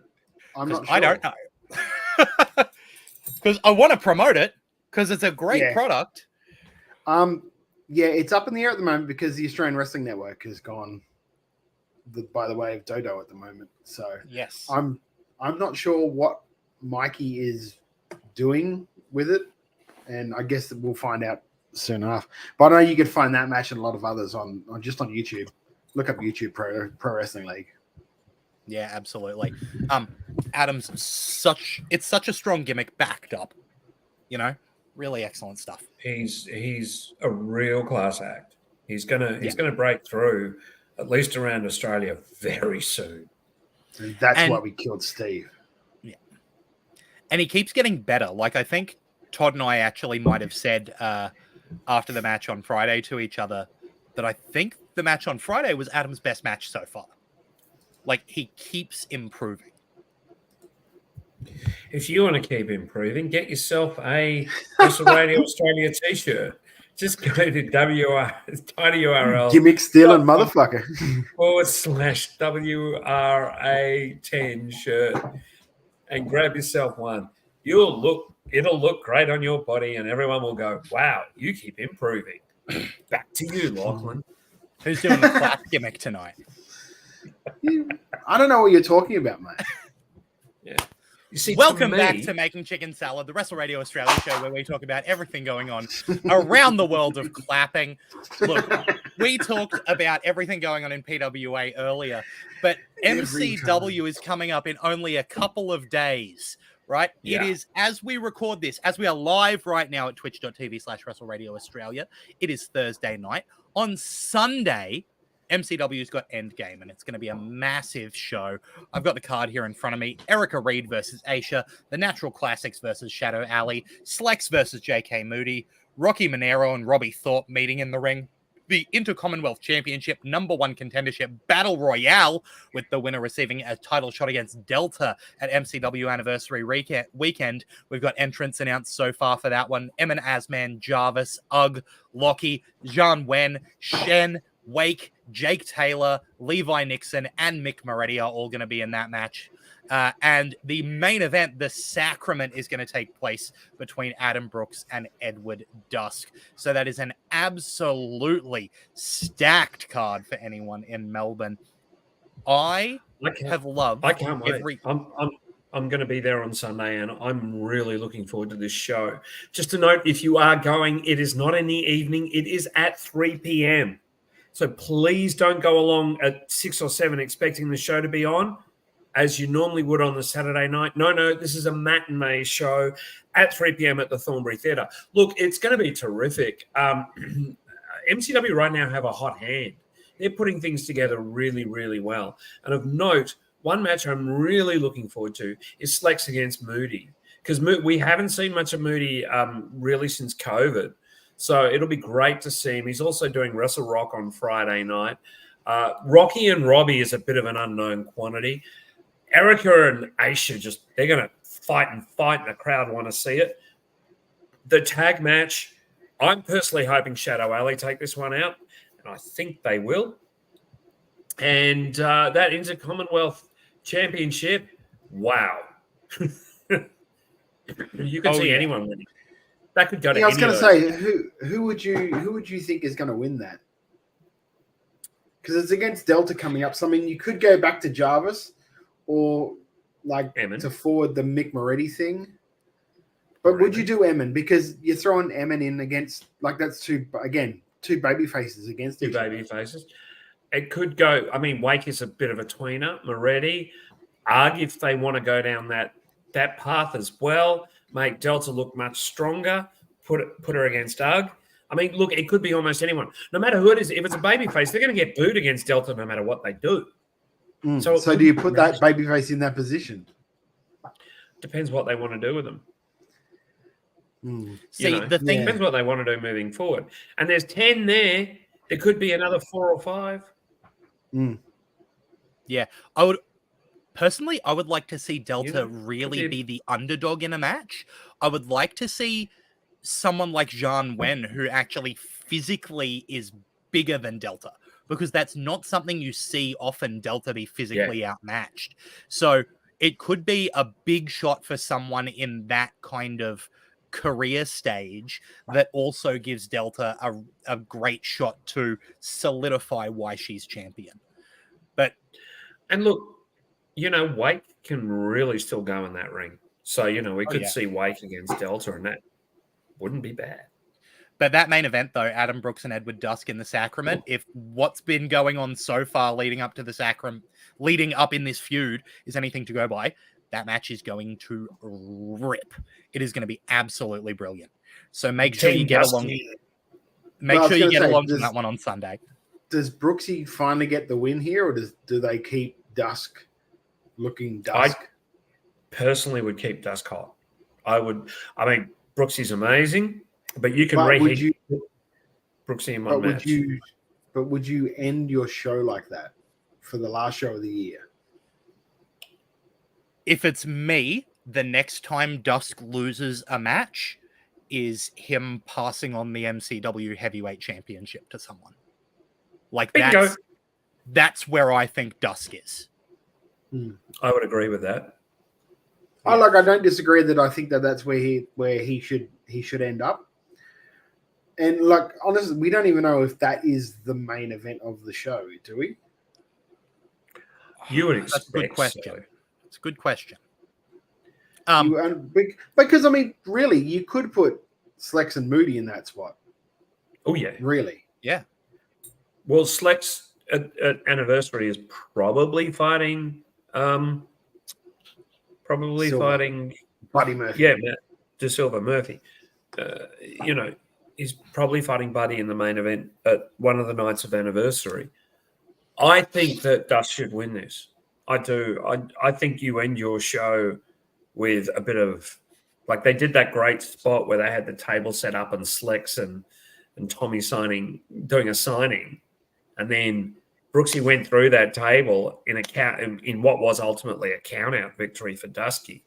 I'd have another strange finish, or maybe even have Dusk introduce somebody as a bit of backup, and then sort of crunch it. Okay, look, here's some fantasy booking for me. Okay, if this was me, like, booking this show, the run would be the Intercommonwealth Battle Royal would open the show. Brooksy and Dusk would go into Inter, because that is where I think you could put Dusk over and it's fine. The main event would be Slex and Moody. Slex is in the ring, lights go out, blah, blah. Thing says, anniversary, I'm coming. Yep, Tim Wilkes is right behind you. Show ending with a message from Matthews. Yeah, that's what the way I would do it. I think it's a way that you could do it and keep everybody looking strongish. Sure. Yeah. Sure. There's nothing wrong with that. I don't get the big bucks. I get the medium-sized bucks. So I don't know. But look, it's I going to think be a it's fun. cracking show. And if you're in Victoria, it's not the only wrestling show coming up. Wrestle Rock tomorrow night has a very Wrestle Rock Christmas, and that one's headlined by JXT taking on the final boss, Jake Andrew Arthur. So that one's going to be insane at the Corner Hotel tomorrow night. That's Friday, the 8th of December. Then, the greatest day of the year, the 9th of December, there's going to be more wrestling on. If you're in the Newcastle area, Deck the City Halls is going to be put on by Newcastle Pro Wrestling. So you can catch that one. Sorry, that one's also on Friday night, not on the 9th. That one's on the 8th. So tomorrow night, whether you're in Victoria or New South Wales, you can get your dose of Christmas-themed wrestling. So, Lachlan, yes, Here we Jeff. go. why is the 9th of December the greatest day of the year? You threw that in and then you ran away from it very quickly. It's the first day of Queensland school holidays, and it's also the birthday of one of the finest gentlemen ever to be born in the country of Australia, a man named Lachlan Albert. I was going to say, Lachlan's mine's little June. birthday. And you're turning 23, right? You're not that far off. 29 this year, Jeff. I'm getting to be an old man at 29. But yes, anyway, 8th of December is going to be both Deck the City Halls at Newcastle Pro Wrestling and a very Wrestle Rock Christmas at the Corner Hotel in Richmond. And then the 9th of December up here in Queensland is Jingle Jam 6th for UPW, which is going to be in Caboolture at their UPW studios. And that's going to have Tommy Winslow versus Pogo the Clown for their championship. Tim Wilkes also jumping in. Suplex is Saturday night on the 9th of December, and Tim is going to open that show with a mission statement for season 2. So big stuff coming for Christmas-themed shows. And then, hey, if you want to see me at a wrestling show, Slam Wrestling has Rage in the Cage on December 16th at the National Convention Center, main evented by Broderick and Watts in a steel cage, as well as that big old Terry Campese Battle Royale that's got some huge names in it. And if you're in Canberra for that on the 16th, what would you do on the 15th, Jeff? You would go along to our new venue. We have changed venues. We are now at the Pot Belly Bar in Belconnen. Lots of bees there. The good old Pot Belly in Belconnen for WrestleBrania X Slam Wrestling. We actually have Luke Watts. We have Dan Archer. And we have the incredibly funny, as seen on TV, Dane Simpson. So Dane will be coming and joining us. It's going to be fantastic. Tickets are available now from Eventbrite. Look us up on all of our socials. We've got lots of surprise guests. We've got lots of really, really fun things happening. It's going to be great. You want to get your tickets now. They are moving very quickly. And just before we get off the topic of Australian wrestling, there is a little bit of news in the Queensland wrestling scene. A huge alliance has been formed with a number of Queensland pro wrestling promotions, allowing titles to be defended on other promotions' shows, talent to move between shows. So this is between Pro Wrestling League based in Brisbane, UPW, United Pro Wrestling based on the Sunshine Coast, Wide Bay Pro Wrestling based obviously in Wide Bay in Maryborough, and I always forget the name of the Toowoomba promotion. QWA. It's QWA, Queensland Wrestling Alliance, up there in Toowoomba. Townsville. Townsville, sorry. I always get mixed up between Toowoomba and Townsville. QWA in Townsville.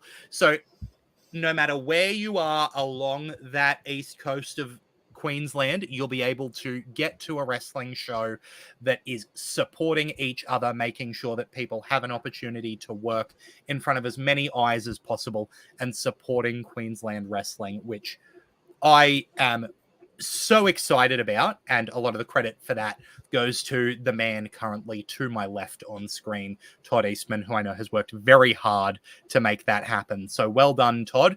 Queensland wrestling going to big places in 2024. Look, it's going to be this. It's sorry, go on, Jeff. Sorry to just interrupt quickly. Keanu Reviews has said he can't wait for WrestleBrania and Slam. Thank you very much, Keanu. You might want to grab your tickets soon, mate, because as I said, they've really picked up over the last few days. So if you haven't already, you want to get your tickets now. Sorry, please continue. Yeah, it's a thing where it came together really quickly, and surprisingly, with the way we've seen like stuff happen in the past, really easily. Like it was like Pro League and Wide Bay were already sort of working together. We just weren't really saying it outwardly, if you know what I mean. And QWA, we've always had a really good relationship with QWA.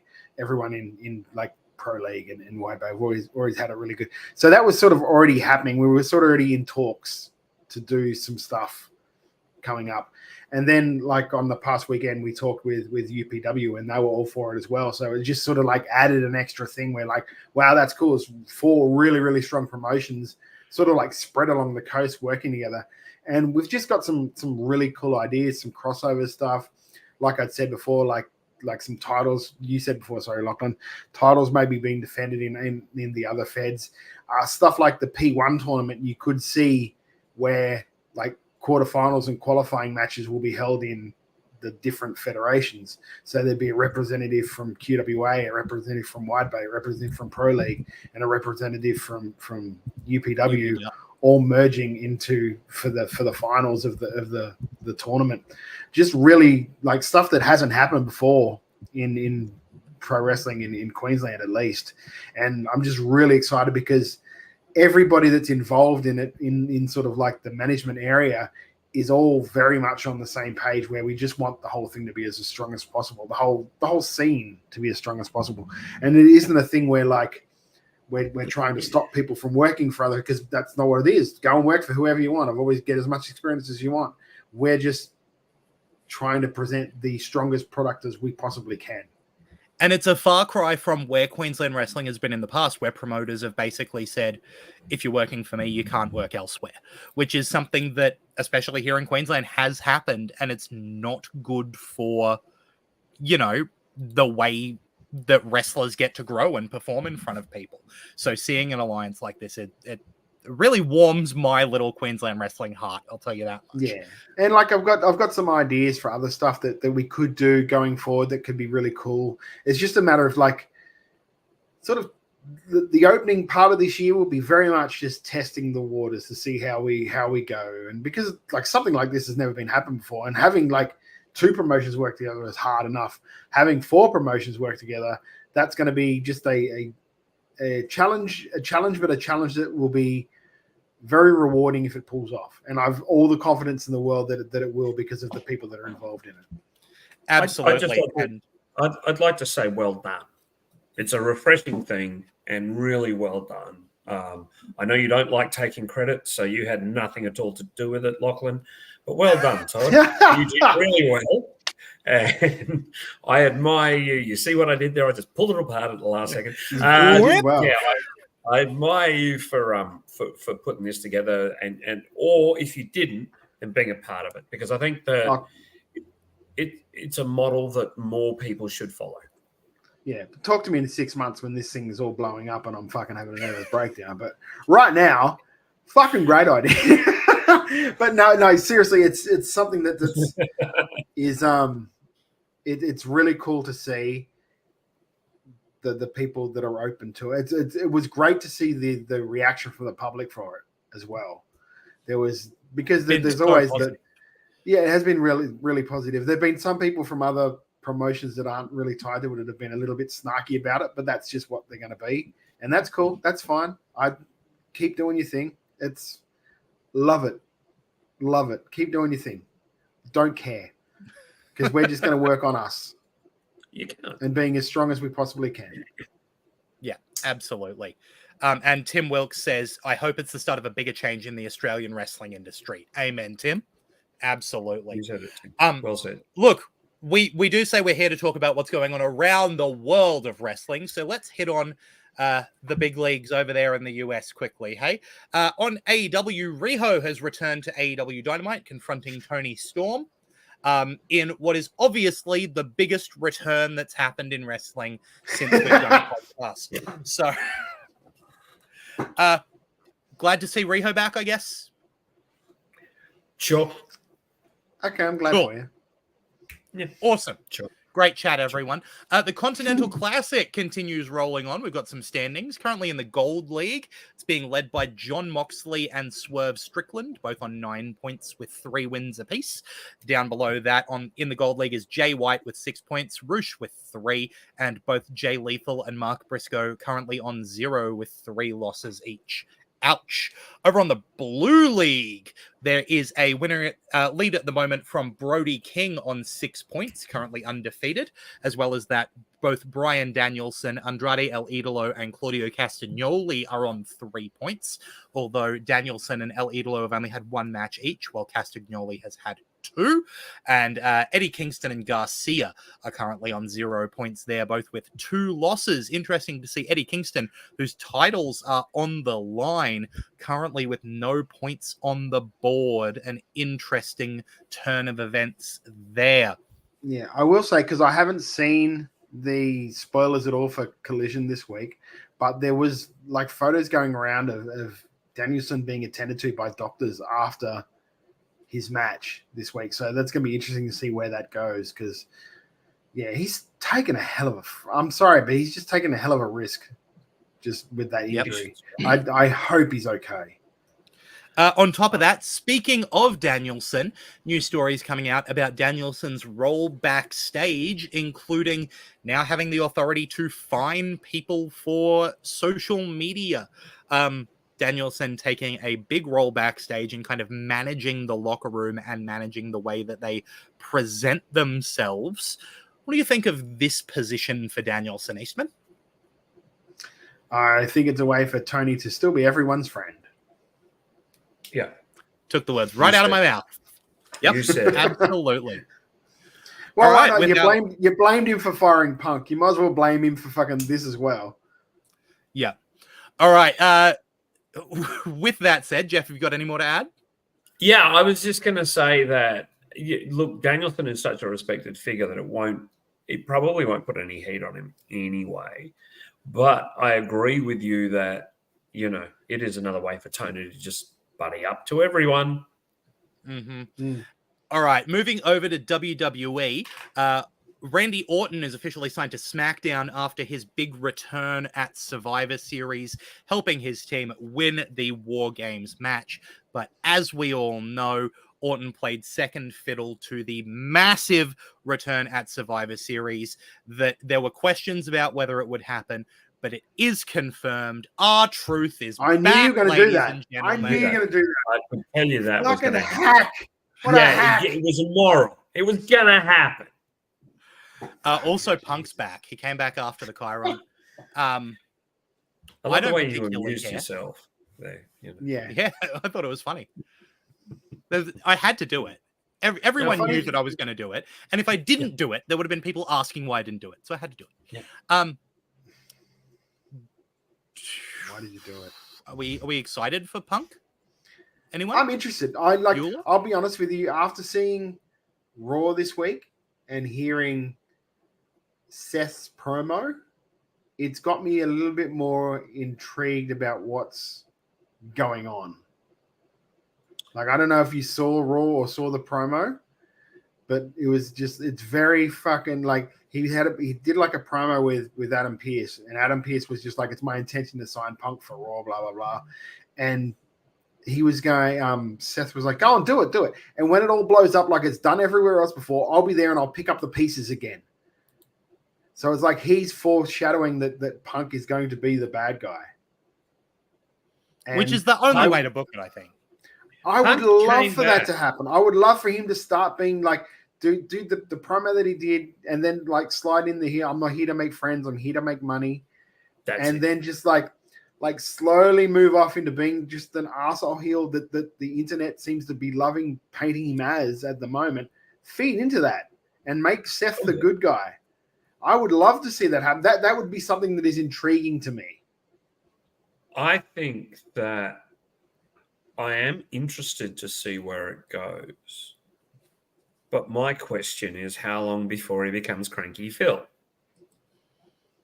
Because if you don't think he can, he will again. Whether it's 1 year, 5 years, it's the guy's character. Do you know what it is? Going to happen that he doesn't like, and then Cranky Phil's going to. Yeah, I don't disagree with you, but on another case, the guidelines and let's say the safety rails in WWE are a lot more structured than what they are in AEW. So there's not going to be idiots going off doing promos off their own bat. There's not going to be all that sort of stuff happening.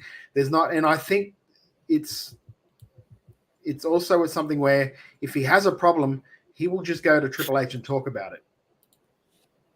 Yeah, do you know what I mean? It'll be different to Tony, where Tony will say yes to him and then not do anything about it, like just do something to placate it. Whereas, like if Triple H disagrees with him, he'll say, "I disagree with you, and this is what we're doing." Do you know?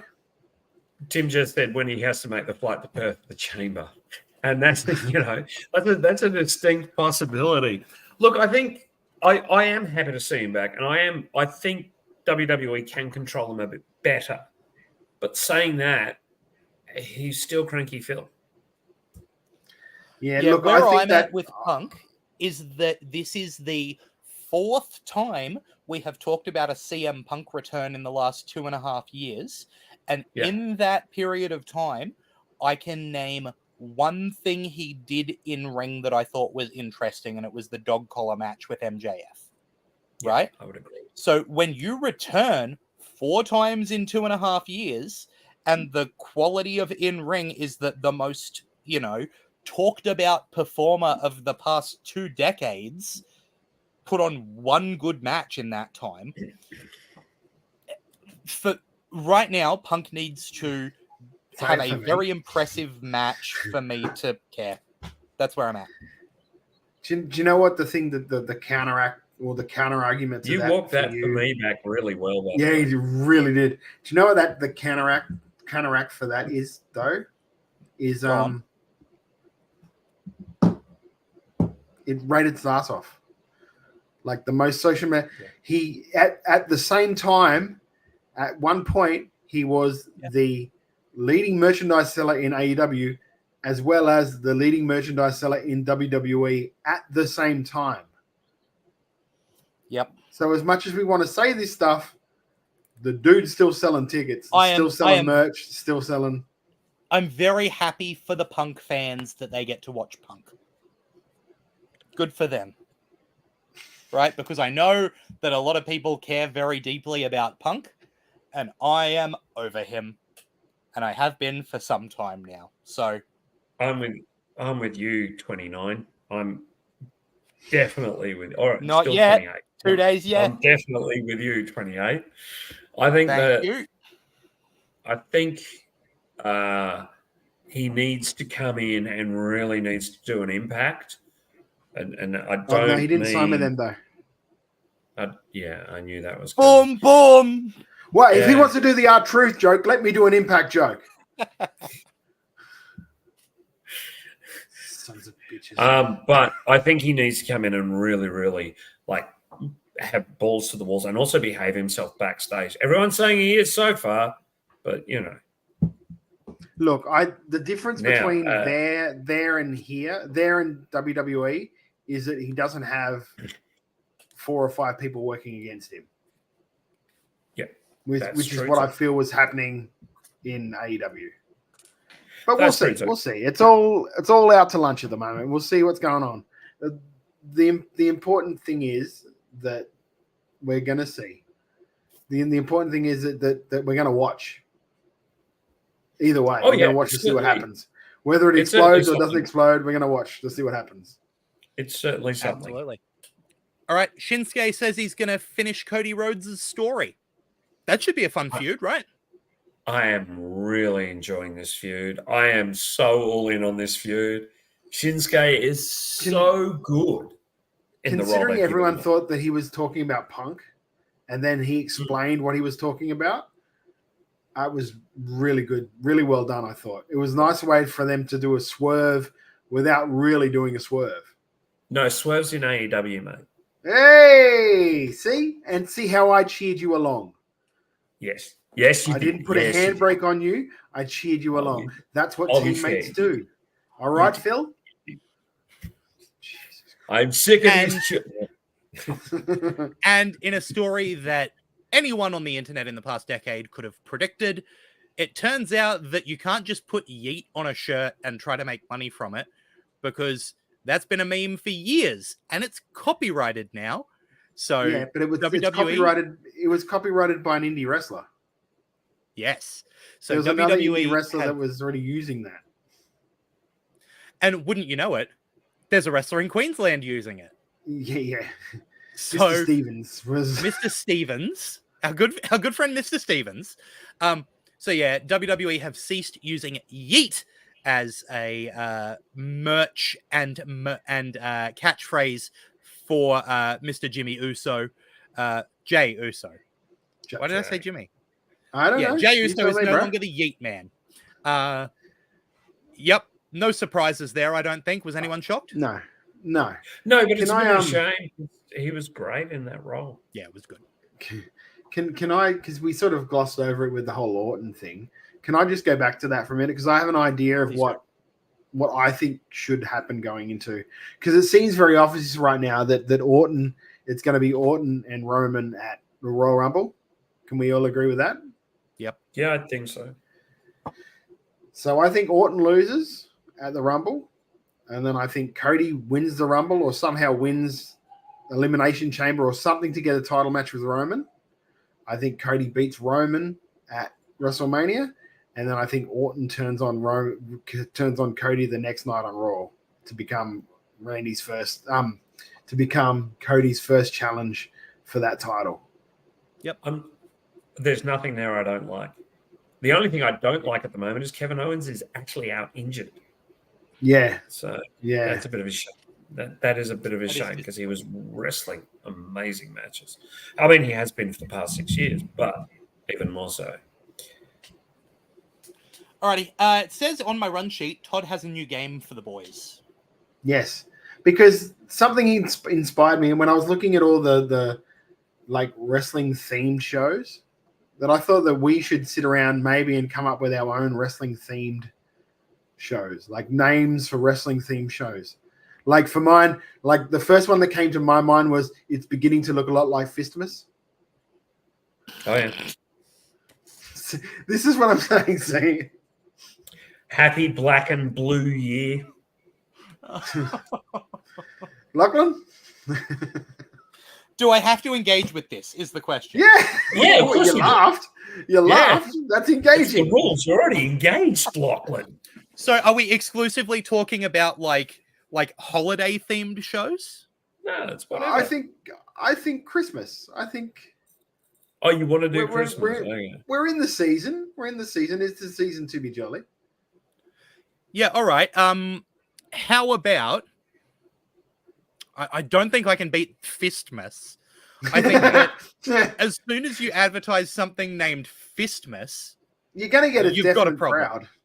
I think I've watched that movie, by the way. crowd. On a hub of some description. Yeah. It was that hubby thing.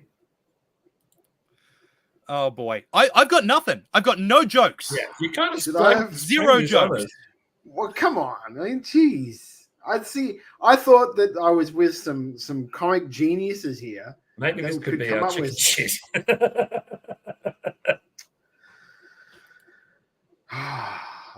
That hurts. Like, at least, Honeycomba, what? What? Honeycomba, Honeycomba. Oh, I see what you've done there. Honeycomba. Honeycomb. Honeycomba. Yeah, thank okay. you, Jeff. Yeah, us the Judas. Why wouldn't Get the Why hub. wouldn't you just said? Why wouldn't you just said 8 crazy fights? Yeah, That's pretty good.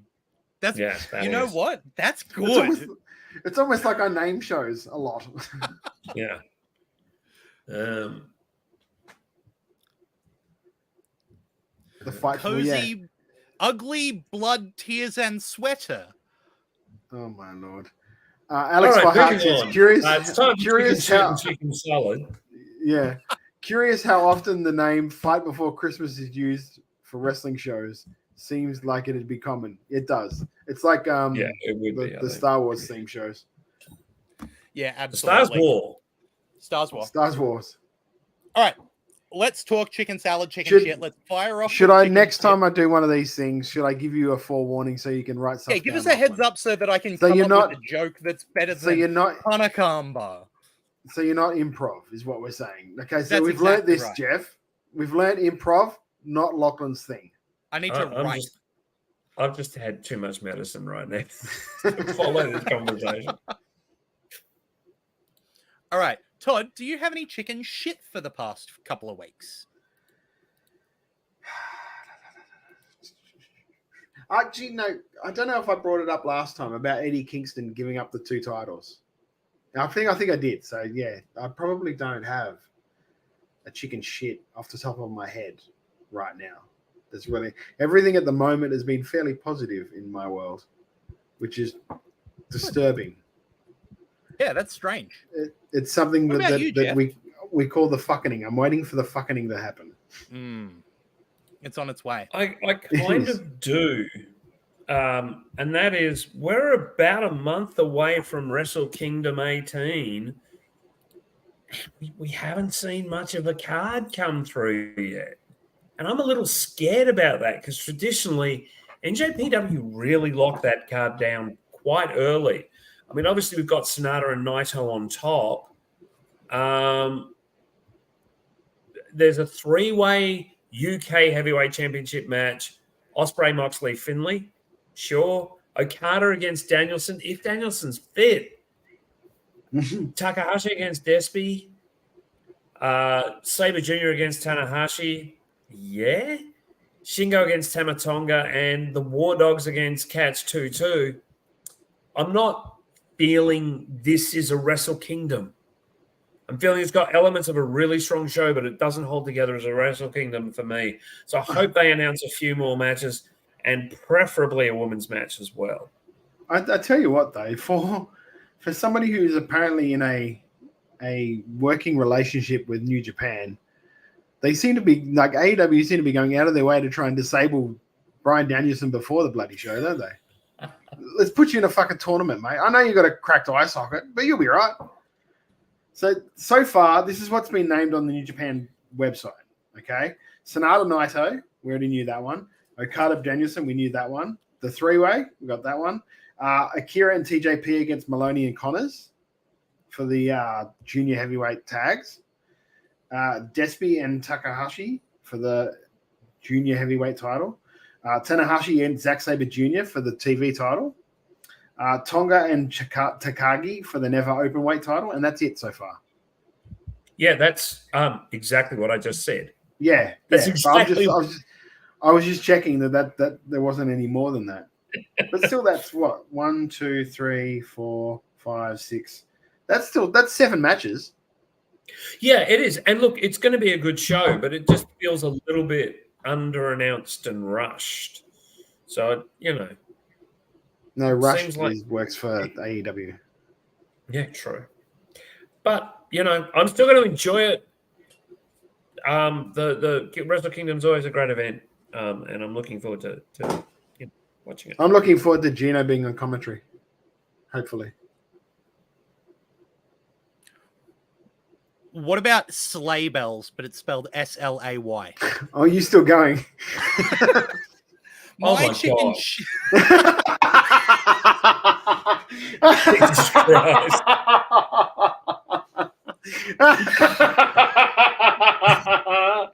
Oh my Lord.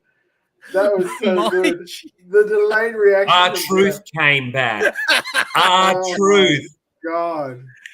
Boom. Okay, my chicken shit is it's coming off this, like what we're talking about New Japan. I'm sick of hearing about contracts as news, right? Everyone's now talking about where Okada's contract is going to end up. I don't care. I'm here for the wrestling, right? We can talk contracts when his contract's actually over if we think he's going to go somewhere. But right now, people are making news over the fact that his contract is coming up. That's not news. Well, no, especially since like half of the New Japan roster's contract comes up on the 1st of January. Yeah. That's how their contracts work. Yeah. We know. So Yeah, that's what I'm over. Here's who I blame for that. It's actually kind of MJF's fault, really, for No, doing the whole. no, it's Mr. Meltzer's fault. It's Mr. Yeah, Meltzer's fault. I actually. don't think MJF helped, and I think MJF did a good job of it, and now everyone thinks that it's important. Yeah, Right?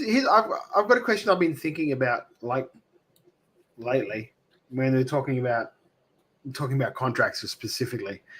Will Ospreay is signed with AEW, right, for when his contract runs up with New Japan. bruv. What do you think are the chances he wrestles as much as what Park does in AEW? Quite strong. Yeah, I think that's what's going to Quite happen, strong. basically. Because he's living in the UK still, so it's not like he's going to be there every week for Dynamite. He's not going to be there for like. I'm just wondering. I'm fine with make him a special attraction.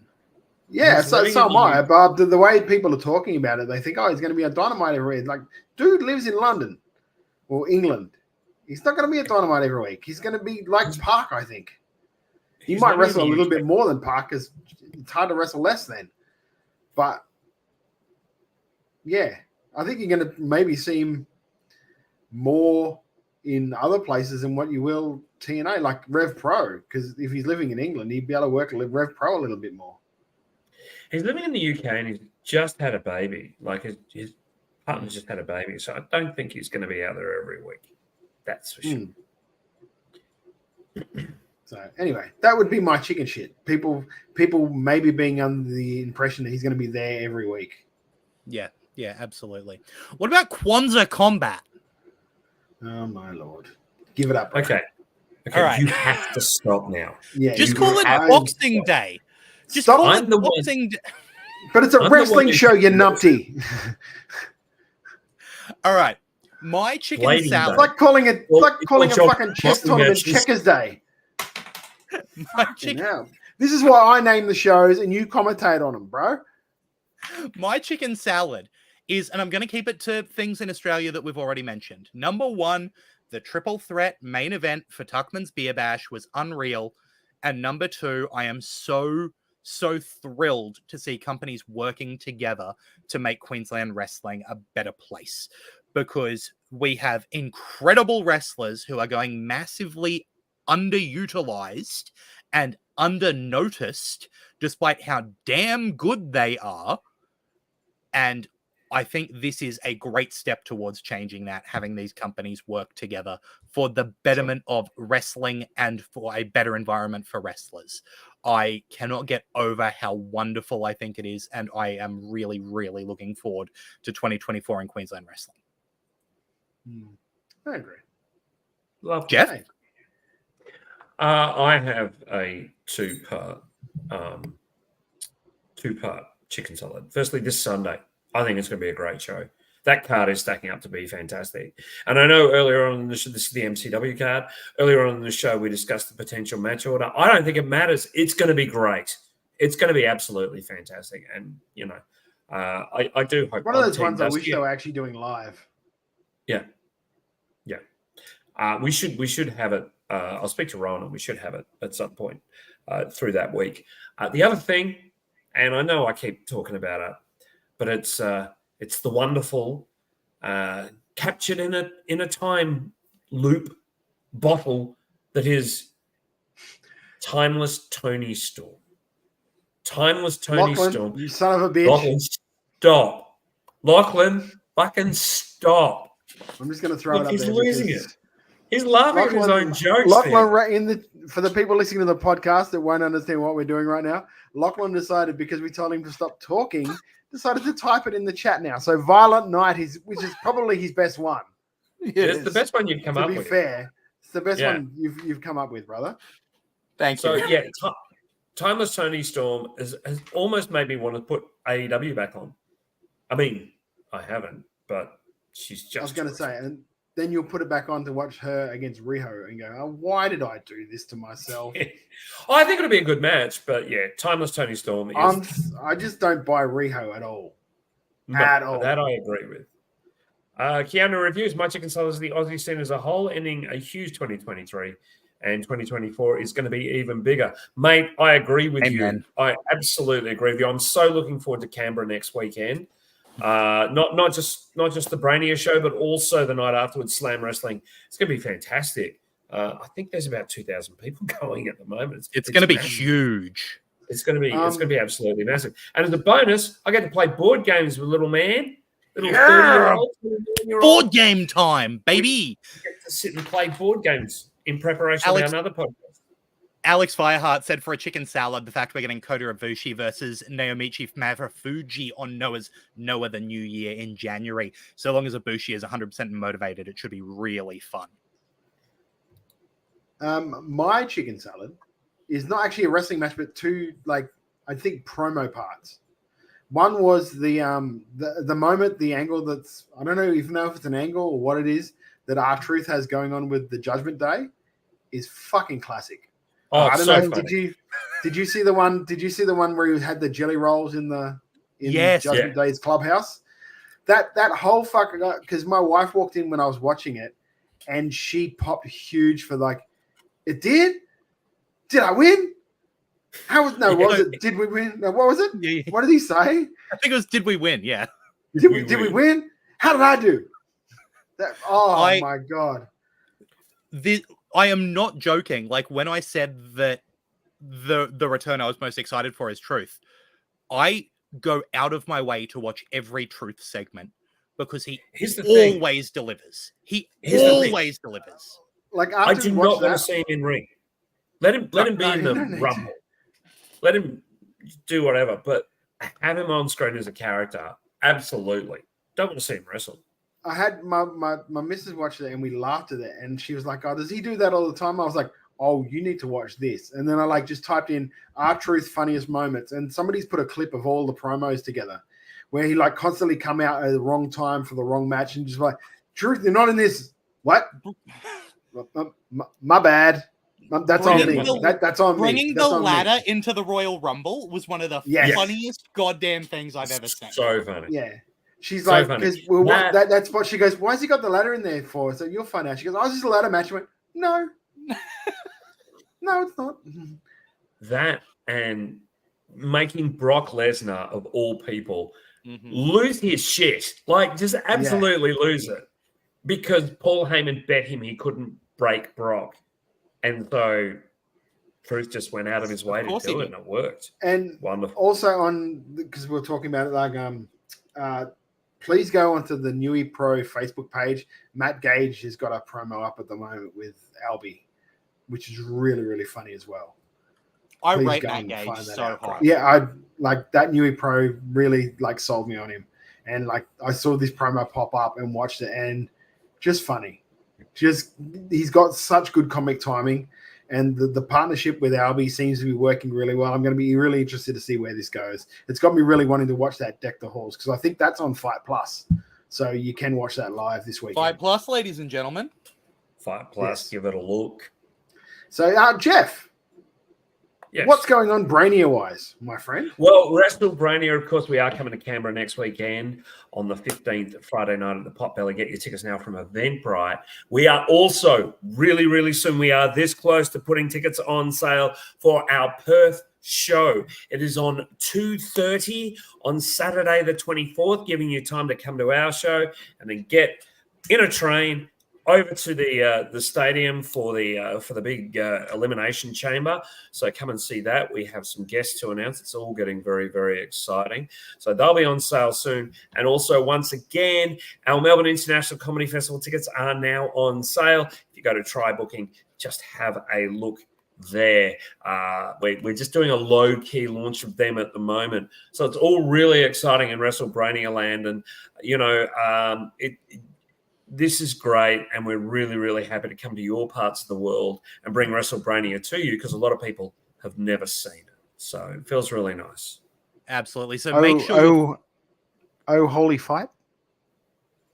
That's not bad. That's not bad. That's not bad. It's not bad. That's not bad. Make sure you're following at Wrestle_Brainia so you can keep up with all the WrestleBrania news. And while you're following at Wrestle Radio AU on Twitter and Instagram for the show, Wrestle Radio Australia on Facebook, twitch.tv/WrestleRadio Australia. You can also follow Todd at Beast Eastman. You can follow me at Lachlan Albert. You can follow Jeff at Jeff_Setti. You know, and make sure you're subscribing to Wrestle Radio Australia everywhere you can, because it's free. YouTube, Apple Podcasts, Spotify, Podcast Addict, wherever you subscribe to a podcast, hit that subscribe button. If you want to find all the places in one hit, WrestleRadioAustralia.com is the place to do it, to make sure you're following all the sources. And you can also click that little Redbubble button there. That'll take you to all of the Wrestle Radio Australia shirts on Redbubble, where all of the proceeds go to Gotcha for Life and Beyond Blue, two amazing charities that support men's mental health here in Australia. Speaking of which, if you want to support Gotcha for Life, you can head to tinyurl.com/WRA10.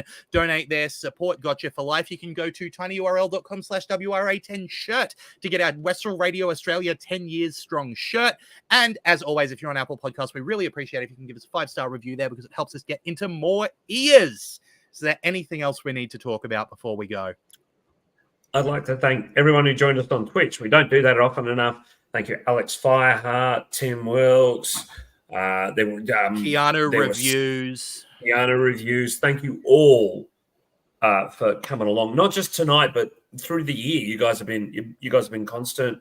We'll probably next have a look at the MCW show, and then we'll do a wrap up. Somehow we'll sit and we'll wrap up the year that was. And I think this was a banger of a year in wrestling. I've really enjoyed it again.